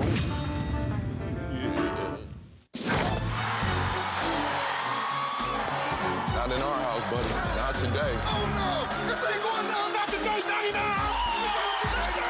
Not today. Not today. Not tomorrow. Nobody coming in here. Not in our house. Not in our house. Visa, official card of the NFL and the house of the Super Bowl champion New England Patriots, where they accept no other card to get you in. Visa, it's everywhere you want to be. All right, folks, we're back now. To succeed in this game, Jimmy, you gotta have heart. You said it, JB. That's why soulful Stanley Harris is our pick of the week. Check this guy out. It's the eye of the tiger. It's the thrill of the fight, rising up to the challenge of our rival. And he's watching us all with the eye of the tiger. Just like my mama used to sing it. American Idol, Tuesday at 8, 7 Central, right here on Fox. The terrorist group is moments away from executing the Secretary of Defense. Fasten your seatbelt. We are attempting a rescue operation. Because the first 10 minutes are the most nail-biting you'll see all year. No! 24, all new at 9, 8 Central tomorrow on Fox. Chad Lewis with his second touchdown catch of the day. Capping an 11-play drive that takes nearly 7 minutes off the clock. Akers for the extra point.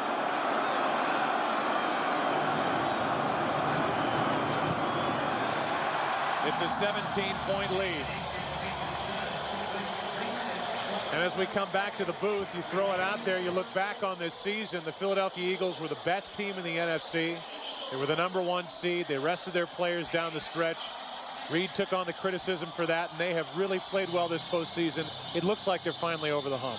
Yeah, and I got to tell you, I know that they've done it without a guy who really helped them throughout the season, and that guy being Terrell Owens. But I think the fact that they were able to go out here today and play the way that they have in what appears to be a victory and do it without Terrell Owens, I think validates a lot of these current players that are on this team. And I think it makes it even more special for Donovan McNabb, you know, because there was so much credit given to Terrell Owens, and basically his thought was, hey, you know, you guys forget we ran this offense before. We were pretty good. But I just can't help but think back to Steve Young. And when he did the whole thing about taking the monkey off of his back because of all the Super Bowls that Joe Montana had won. And for Donovan McNabb, it has to be that same feeling right now that finally that monkey's been lifted off his back and he's going to the Super Bowl. He was 3 for 3 on that last drive on third down. Overall, the Eagles today 7 of 13 on third down. So when he's had to make a play, Donovan McNabb, who during the week said, throw it all on my shoulders, I'll take on all the pressure. He has stepped up and done it for the Eagles this evening. He's been a great leader for this team, Joe, not just this week, not just this season, but throughout his entire career. And it's nice to see good people do well. Meanwhile, the Falcons trying to have some hope. Have Rossum throw it. D'Angelo Hall eventually on the return out to the 25. And we look back in time to the last Super Bowl appearance for the Philadelphia Eagles, January of 1981. Jim Plunkett and the Raiders. Kenny King on that reception. Cliff Branch in a 27-10 victory for Oakland over Philadelphia, and that's the last time that this Eagles franchise has been to the Super Bowl. Tammy Reed, wife of Andy Reid, who has more wins as a head coach than any other head coach in Philadelphia Eagles history. Vick under pressure throws, and it's nearly picked off by Sheldon Brown. Pressure by Burgess, who's had a very good night. Yeah, they really have. And I think the story of this game has been Philadelphia's ability to stop the run. And Troy, maybe especially on first down, because they put the ball in Mike Vick's hands and force them to do something they're not really comfortable doing, and that's dropping back and throwing the ball. And when you do that against Jim Johnson, you're in trouble. Yeah, and what did Jim Johnson tell us yesterday? He said, hey, the teams that have had success are teams that run well and tackle well against this Atlanta offense, and that's exactly what they've done. here today. After rushing for 327 yards a week ago at home against St. Louis, as Jenkins can't haul it in, and he gets a hit for Brown. There's Ron Jaworski, longtime quarterback here in Philadelphia, all smiles. Atlanta today has rushed for only a total of 99 yards, 3.8 a carry. Yeah, and I think that as we give kudos to the players and what they've accomplished and what they've been able to do this season, you know, we also need to give credit to this coaching staff and Andy Reid and Jim Johnson and Brad Childers, because they've done a terrific job in this game getting their team prepared to play. 3rd down and 10. Vick fires, completes it. Des White, he is out of bounds after a gain of 8. That'll bring up 4th down, and Freddie Mitchell, who showed up at the stadium and somehow has had his hair stay in that configuration under his helmet all afternoon and evening, has got it tight on the sides and a mohawk, letting it fly up top. You know, it's just not like Freddie to draw attention to himself like that. Not at all. Come on, UCLA, what do you got to say for yourself? I'm a little disappointed in Fred right now. He's having fun. He had fun last week at the expense of the Minnesota Vikings. 4th down and 2. Vick trying to throw for the 1st down, completes it to Price. And Fearless Price has a 1st down at the Philadelphia 45. That was good for 22 yards. You know, while we talk about Jeffrey Lurie and we talk about the Eagles, how about the job on the other sideline by Jim Mora in his first year? And you have to look at this Atlanta Falcons franchise. It's only going to get better from here on as Vick grows in this offense. Well, I think that was the key. This is his first year in this offense, and Donovan McNabb said, you know, I see a lot of myself in him and some of the things that he does within this passing game. That's an incomplete pass as it came out of the hand of Vick, but his arm was going forward. 2nd and 10 with 2:12 left. Yeah, as we take a look here at Donovan McNabb, I can tell you from personal experience that when this game ends and he goes into the locker room and they celebrate and they talk about what a great opportunity they now have to go on to Jacksonville and try to win a Super Bowl, reality sets in a very short period of time, and you realize that now you have to go win that game. It's not enough just getting to the Super Bowl. You've got to go now and win that one. 2nd down and 10. Vick throws down the middle of the field, and it's incomplete as the crowd was looking for a pass interference call on Michael Jenkins, with Dawkins waiting for his 2nd interception of the game. Yeah, I think Dawkins was hoping for a pass interference as well, but if Dawkins works back to the ball right here as if he were a receiver, it would have been a very easy interception. Instead, he waited for the ball, but very easily could have been pass interference on Michael Jenkins. I thought it was a pretty good call, though. Pretty good no call. Jenkins came back and got around him and really didn't make major contact before that ball got there. I guess that just kind of shows you a little bit about Brian Dawkins, the fact that he's still playing as if it's a 10-10 ball game here with 2 minutes left. 3rd down and 10. And that play didn't happen. The play clock right now is on 00. Delay a game, offense, 5-yard penalty, 3rd down. And they'll put the seconds back on the clock. And not lost on anyone in this game the fact that Donovan McNabb is now going to have just a 2nd opportunity for an African-American quarterback to win a Super Bowl game, and history is not lost on him. He said, oh yeah, I've thought about that a lot.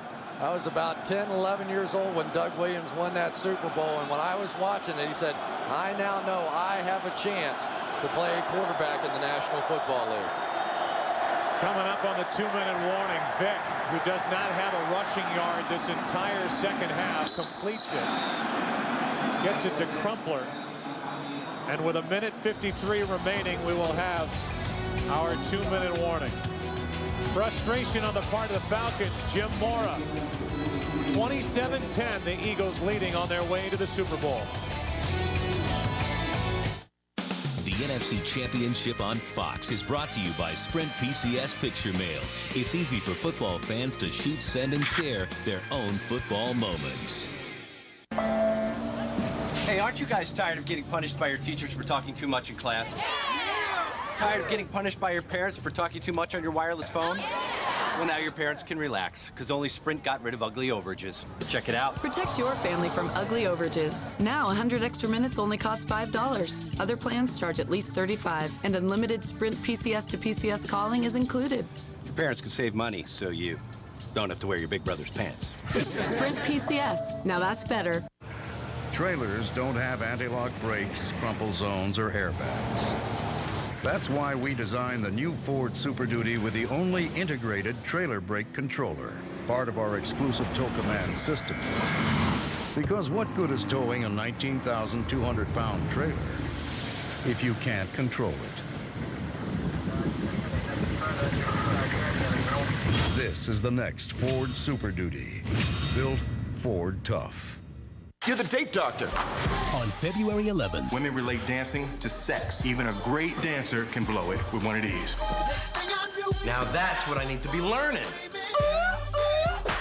That's not dancing. That's a cry for help. Alex Hitchens. Any man has a chance to sweep any woman off her feet. That's where I come in. Has got your back. It wasn't so bad, was it? Hitch, rated PG-13. In theaters everywhere, February 11th. Never that.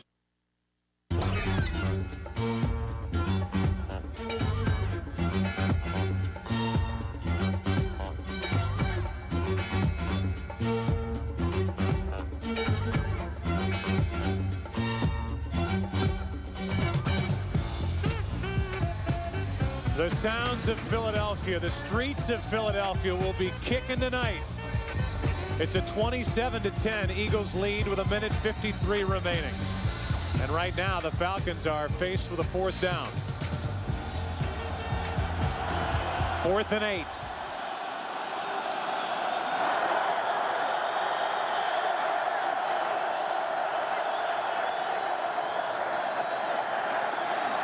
Vick throws incomplete, and the Eagles will take over.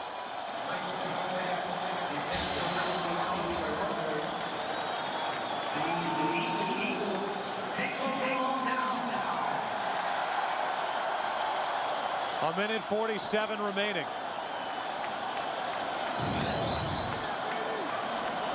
And the reaction from the Philadelphia Eagles bench. You know what? Those guys have earned that.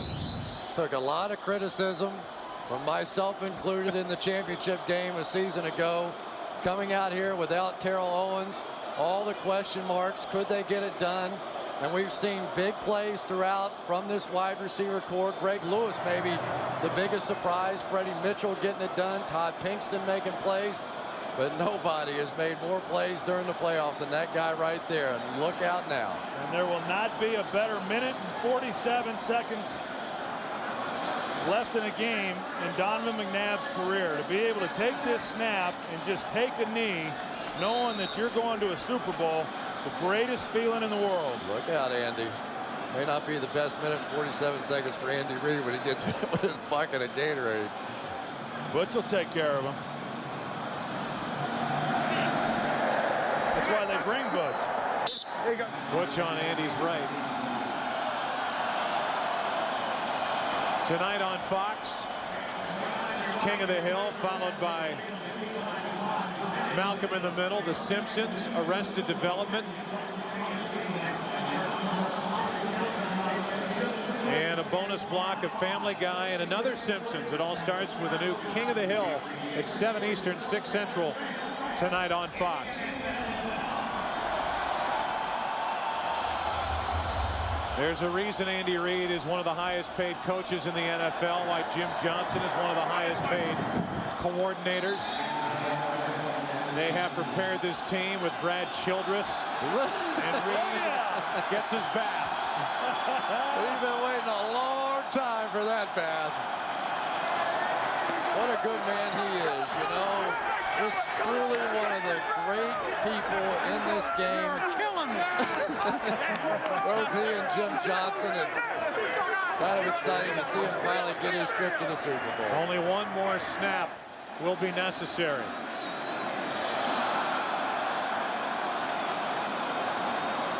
And After 3 years of January frustration, let freedom ring, Philadelphia. The Eagles are going to the Super Bowl.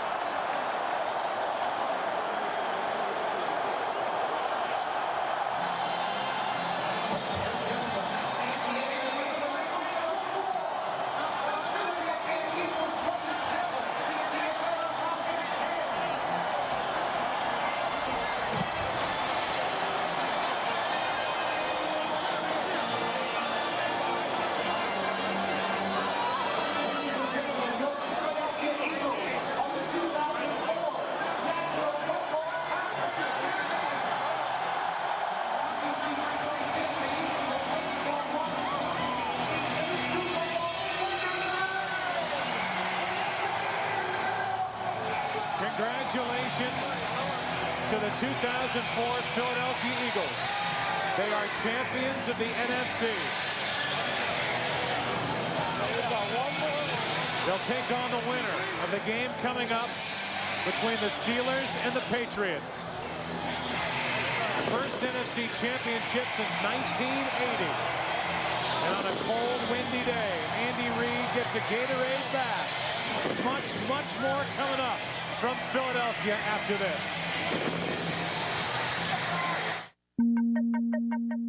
Invention is greater than convention. Moving forward is greater than sitting still. Simple is greater than complex. Greater power, greater technology, greater beauty. The all-new Audi A6. It's greater to lead than follow.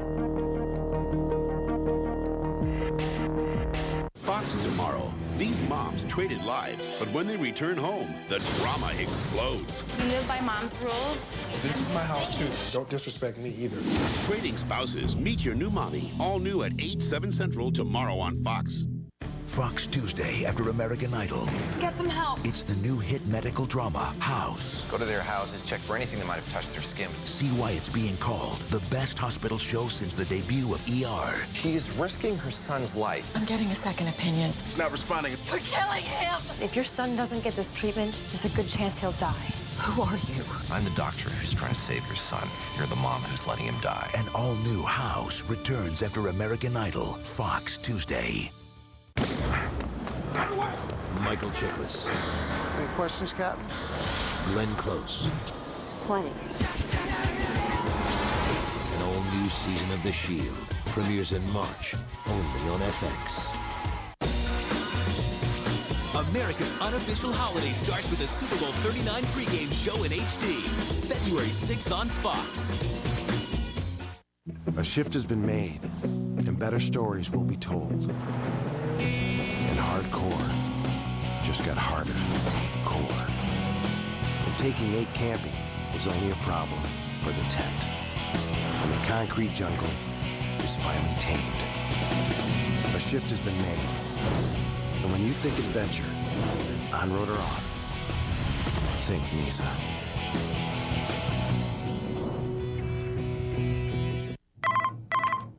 Yeah. Hey, honey, the directions you gave me are terrible. Split right zoom, Split 76X. right. 76. Here's what you need to do. Take 72. Yeah.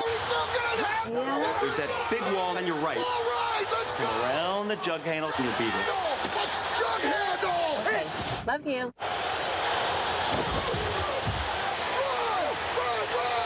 The game is here. Visit a Verizon Wireless store for a free Bluetooth headset with purchase of the Motorola V710. Monday. My first thought was, I'm paralyzed. Mike Sapelsa goes one-on-one with Jay Williams. Monday at 9, a closer look is first on Fox News, Chicago.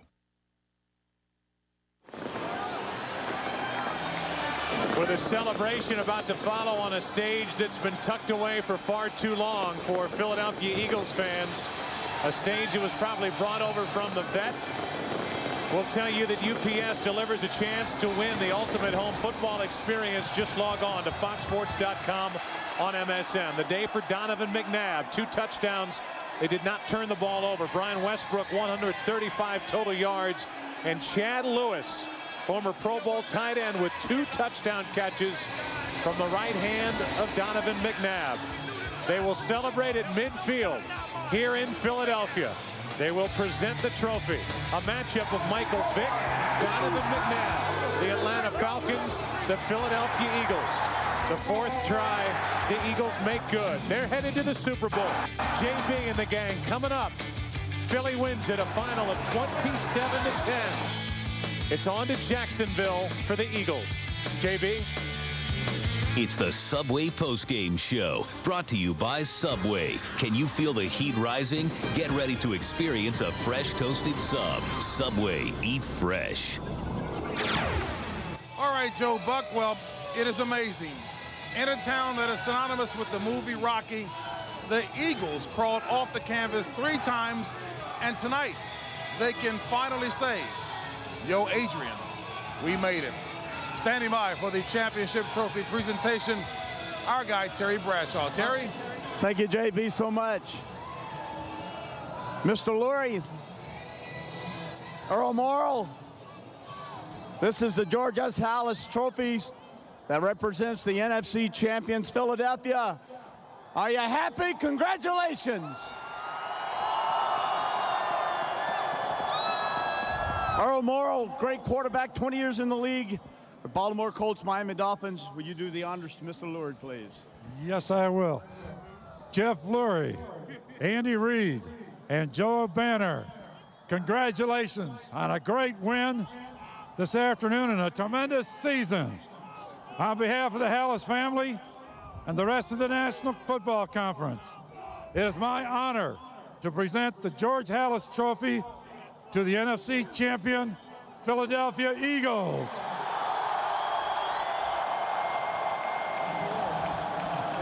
Mr. Lurie, pick that. Good luck. Good luck in Jacksonville. Mr. Lurie, pick this up. Show these fans. It's pretty heavy now. Let me ask you one question right off the bat.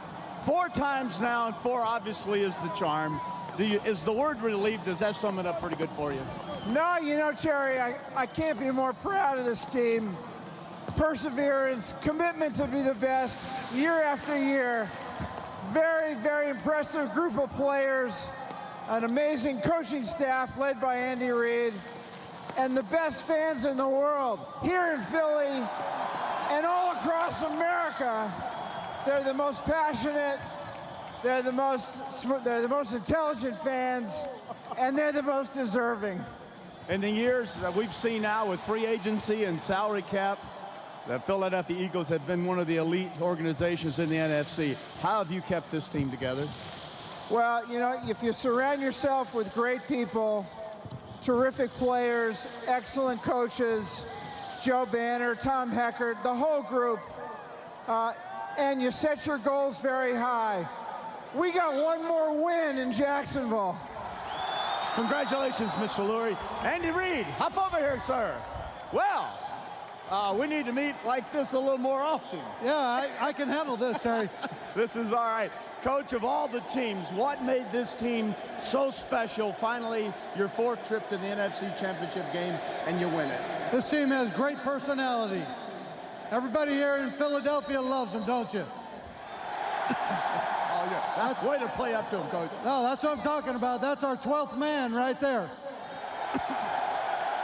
Coach, we're looking forward. All the Fox family's excited to be covering Super Bowl 39. It's been 24 years. And the question on everyone's mind, I'm sure here in Philadelphia and around the world, is this simply: will Terrell Owens be playing in Jacksonville in Super Bowl 39? Well, I have a feeling he will. All right, you heard it right there. We will see Terrell Owens in Jacksonville. Congratulations, Coach. Donovan McNabb, how you doing? I'm great. You're great? Well, I'll tell you what. Before I ask you any questions, why don't you pick this trophy up and show these Philadelphia fans what it looks like?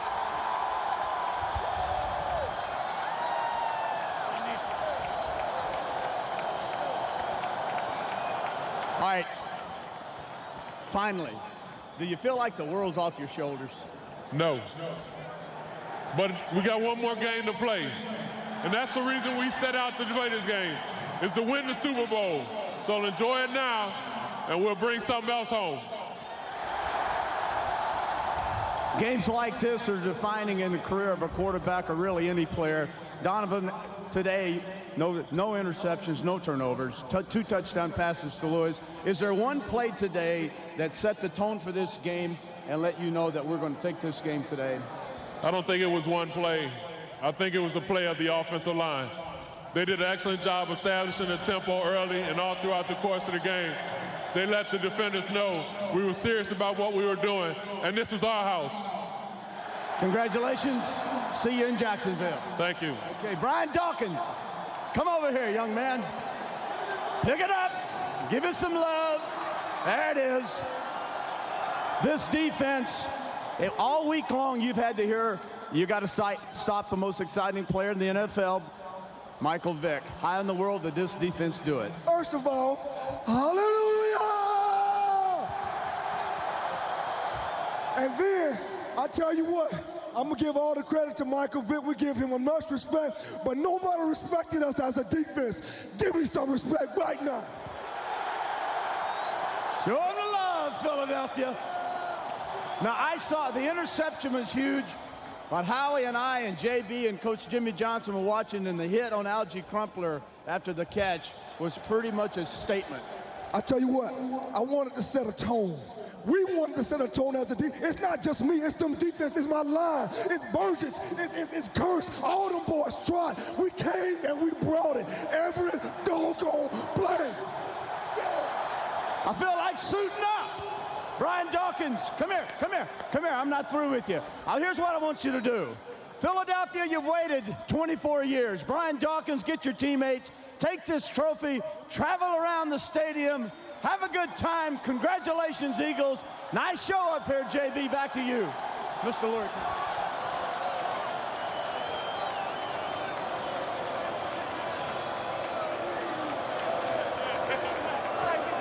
All right, TV, and indeed, the Philadelphia defense brought it.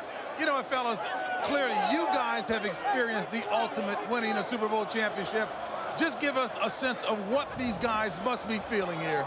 Well, JB, I think after all the frustration of the last 4 years, and everybody saying, are you going to do it? Are you going to do it? You know, do you choke when you get in the big game? The pressure is off, but now the pressure will get right back on them because we've talked to a lot of Super Bowl participants that did not win it, and by not winning it, it's worse than not even being there. Well, and I think take a look again as Terry told Brian Dawkins to take it around the field. Fans are loving it. Howie, I've often teased about how when you retired, you still had a lot of that defensive mentality. You meddled a bit, but I'm sure you had to relate to the passion that Brian Dawkins was displaying. Well, I think the passion, the emotion that you just saw out of Brian Dawkins has been pent up for 3 years. This city, this organization, this football team has been waiting for this moment. Brian Dawkins talked about enjoying it, and he's obviously enjoying this moment. But as Jimmy mentioned, there's one more step. One more step, and you heard Donovan McNabb, who indicated he's mindful of that as well.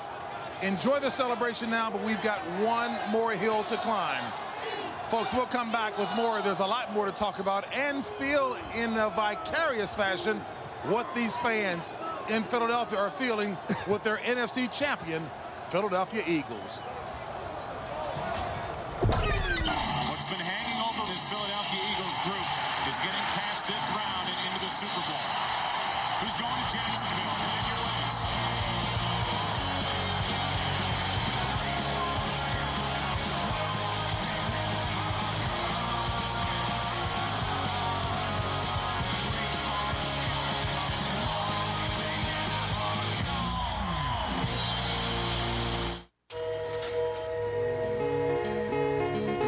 You have contractors in LA, assemblers in Atlanta, and a deadline in Houston. We can design, deliver, and manage your communications for all of them across platforms, across America. Consider the dots connected. SBC. A shift has been made, and better stories will be told. And hardcore just got harder, core. And taking 8 camping was only a problem for the tent. And the concrete jungle is finally tamed. A shift has been made. And when you think adventure, on-road or off, think Nissan.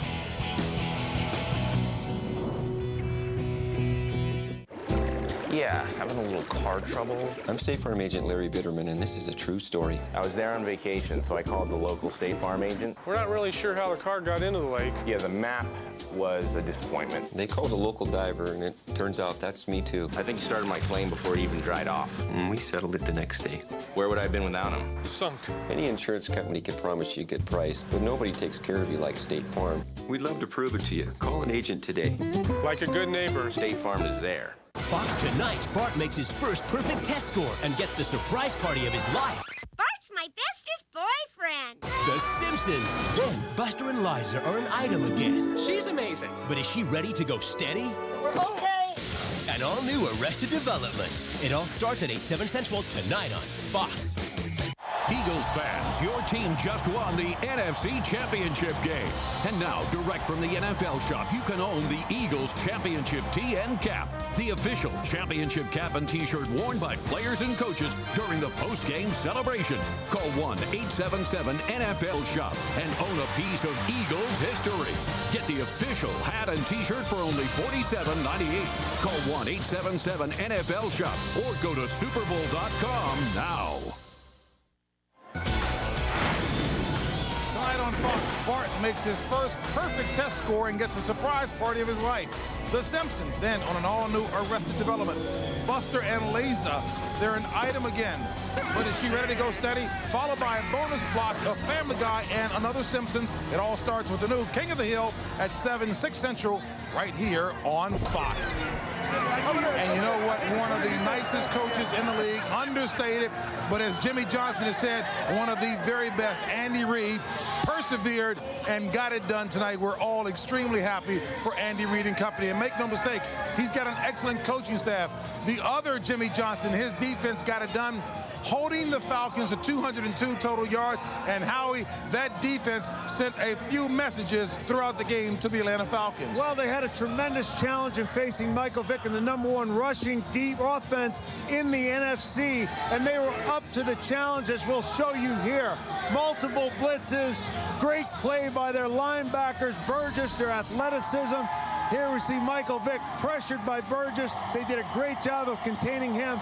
Coming on the blitz on the ball hand side, that was a big key. Here we see Vick, doesn't see anything. The importance of staying in your lanes. Big Hollis Thomas delivers the big blow. That's a big facet of stopping Michael Vick. In the second half, Michael Vick, play action pass once again. Looking, scrambling.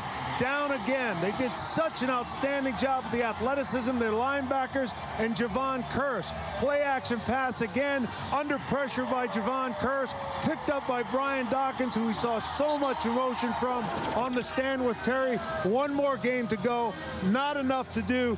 Got to win the Super Bowl. Well, you know what, Jimmy? It's interesting because you have said as a coach, and again, we respect your ability to evaluate talent. All night, Vic had a difficult task. He, in fact, was sacked 4 times, 3 tips, 1 pick. He still has a ways to go to mature as a quarterback. Well, I don't think you take anything away from Michael Vick. He is still a great player. You have 2 great quarterbacks in this game. The difference is the defense for Philadelphia, they were playing with such passion. They were playing with such emotion. They were outstanding. And then on top of that, the offense for Philadelphia, they were very methodical. They ran the ball. They did not turn it over the entire ball game. Westbrook had some big runs, picking up first downs. McNabb had some big passes, and so it was a combination of the two. It was a combination of the methodical, no-turnover offense and a very passionate defense. I think you heard Troy Aikman say on the telecast, the stars have to play like stars.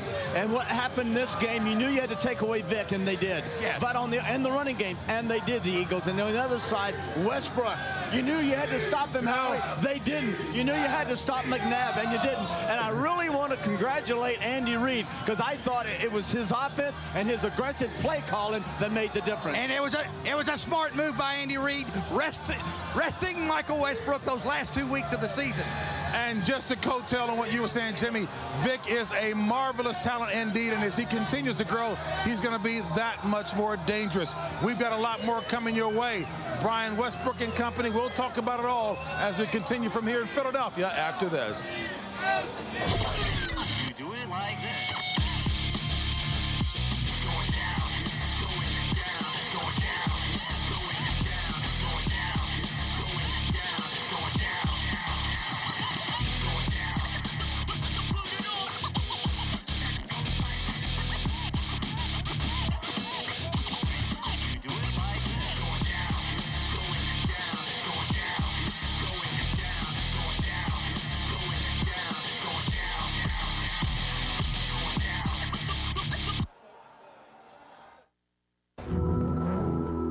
A shift has been made. And the full-size truck party finally got interesting. A shift has been made. And the mid-size truck feels a whole lot bigger. A shift has been made. And when you think tough, powerful, innovative trucks, think Nissan.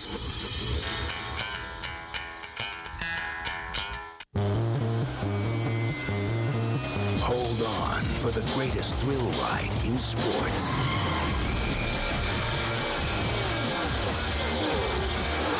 The Daytona 500. Broadcast in HD, February 20th, only on Fox. Fox tonight, Bart makes his first perfect test score and gets the surprise party of his life. Bart's my bestest boyfriend. The Simpsons. Then on an all-new Arrested Development, Buster and Liza, they're an item again. She's amazing. But is she ready to go steady? Okay. Followed by a bonus block of Family Guy and another Simpsons. I'm gonna break every bone in your body. I wish I had no bones. Done. It all starts at 7/6 Central tonight on Fox. Did you see any spaces? No, maybe lower.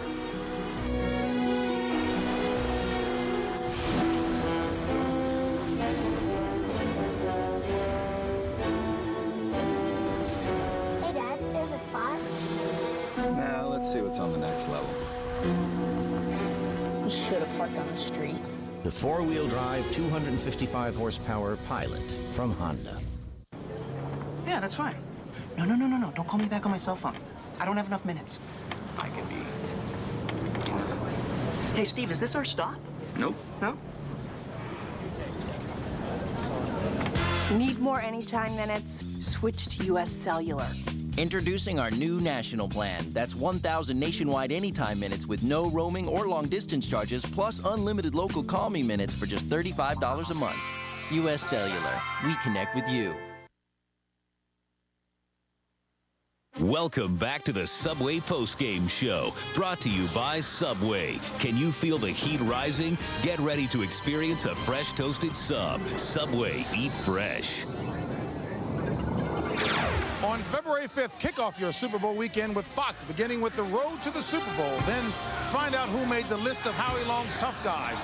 Then the superstars of tomorrow show off their skills in the College All-Star Skills Challenge featuring Maurice Claret. It all begins Saturday, February 5th at 3 p.m. Eastern, noon Pacific, only on Fox. Then on Sunday, Fox Super Sunday begins with Buck, Aikman, Collinsworth, all access. Then TV, Howie, Jimmy, Troy, and Chris give you their untold stories of the Super Bowl. Tony Hawk's Underground 2 presents Boom Boom Hug Jam right before a 1-hour best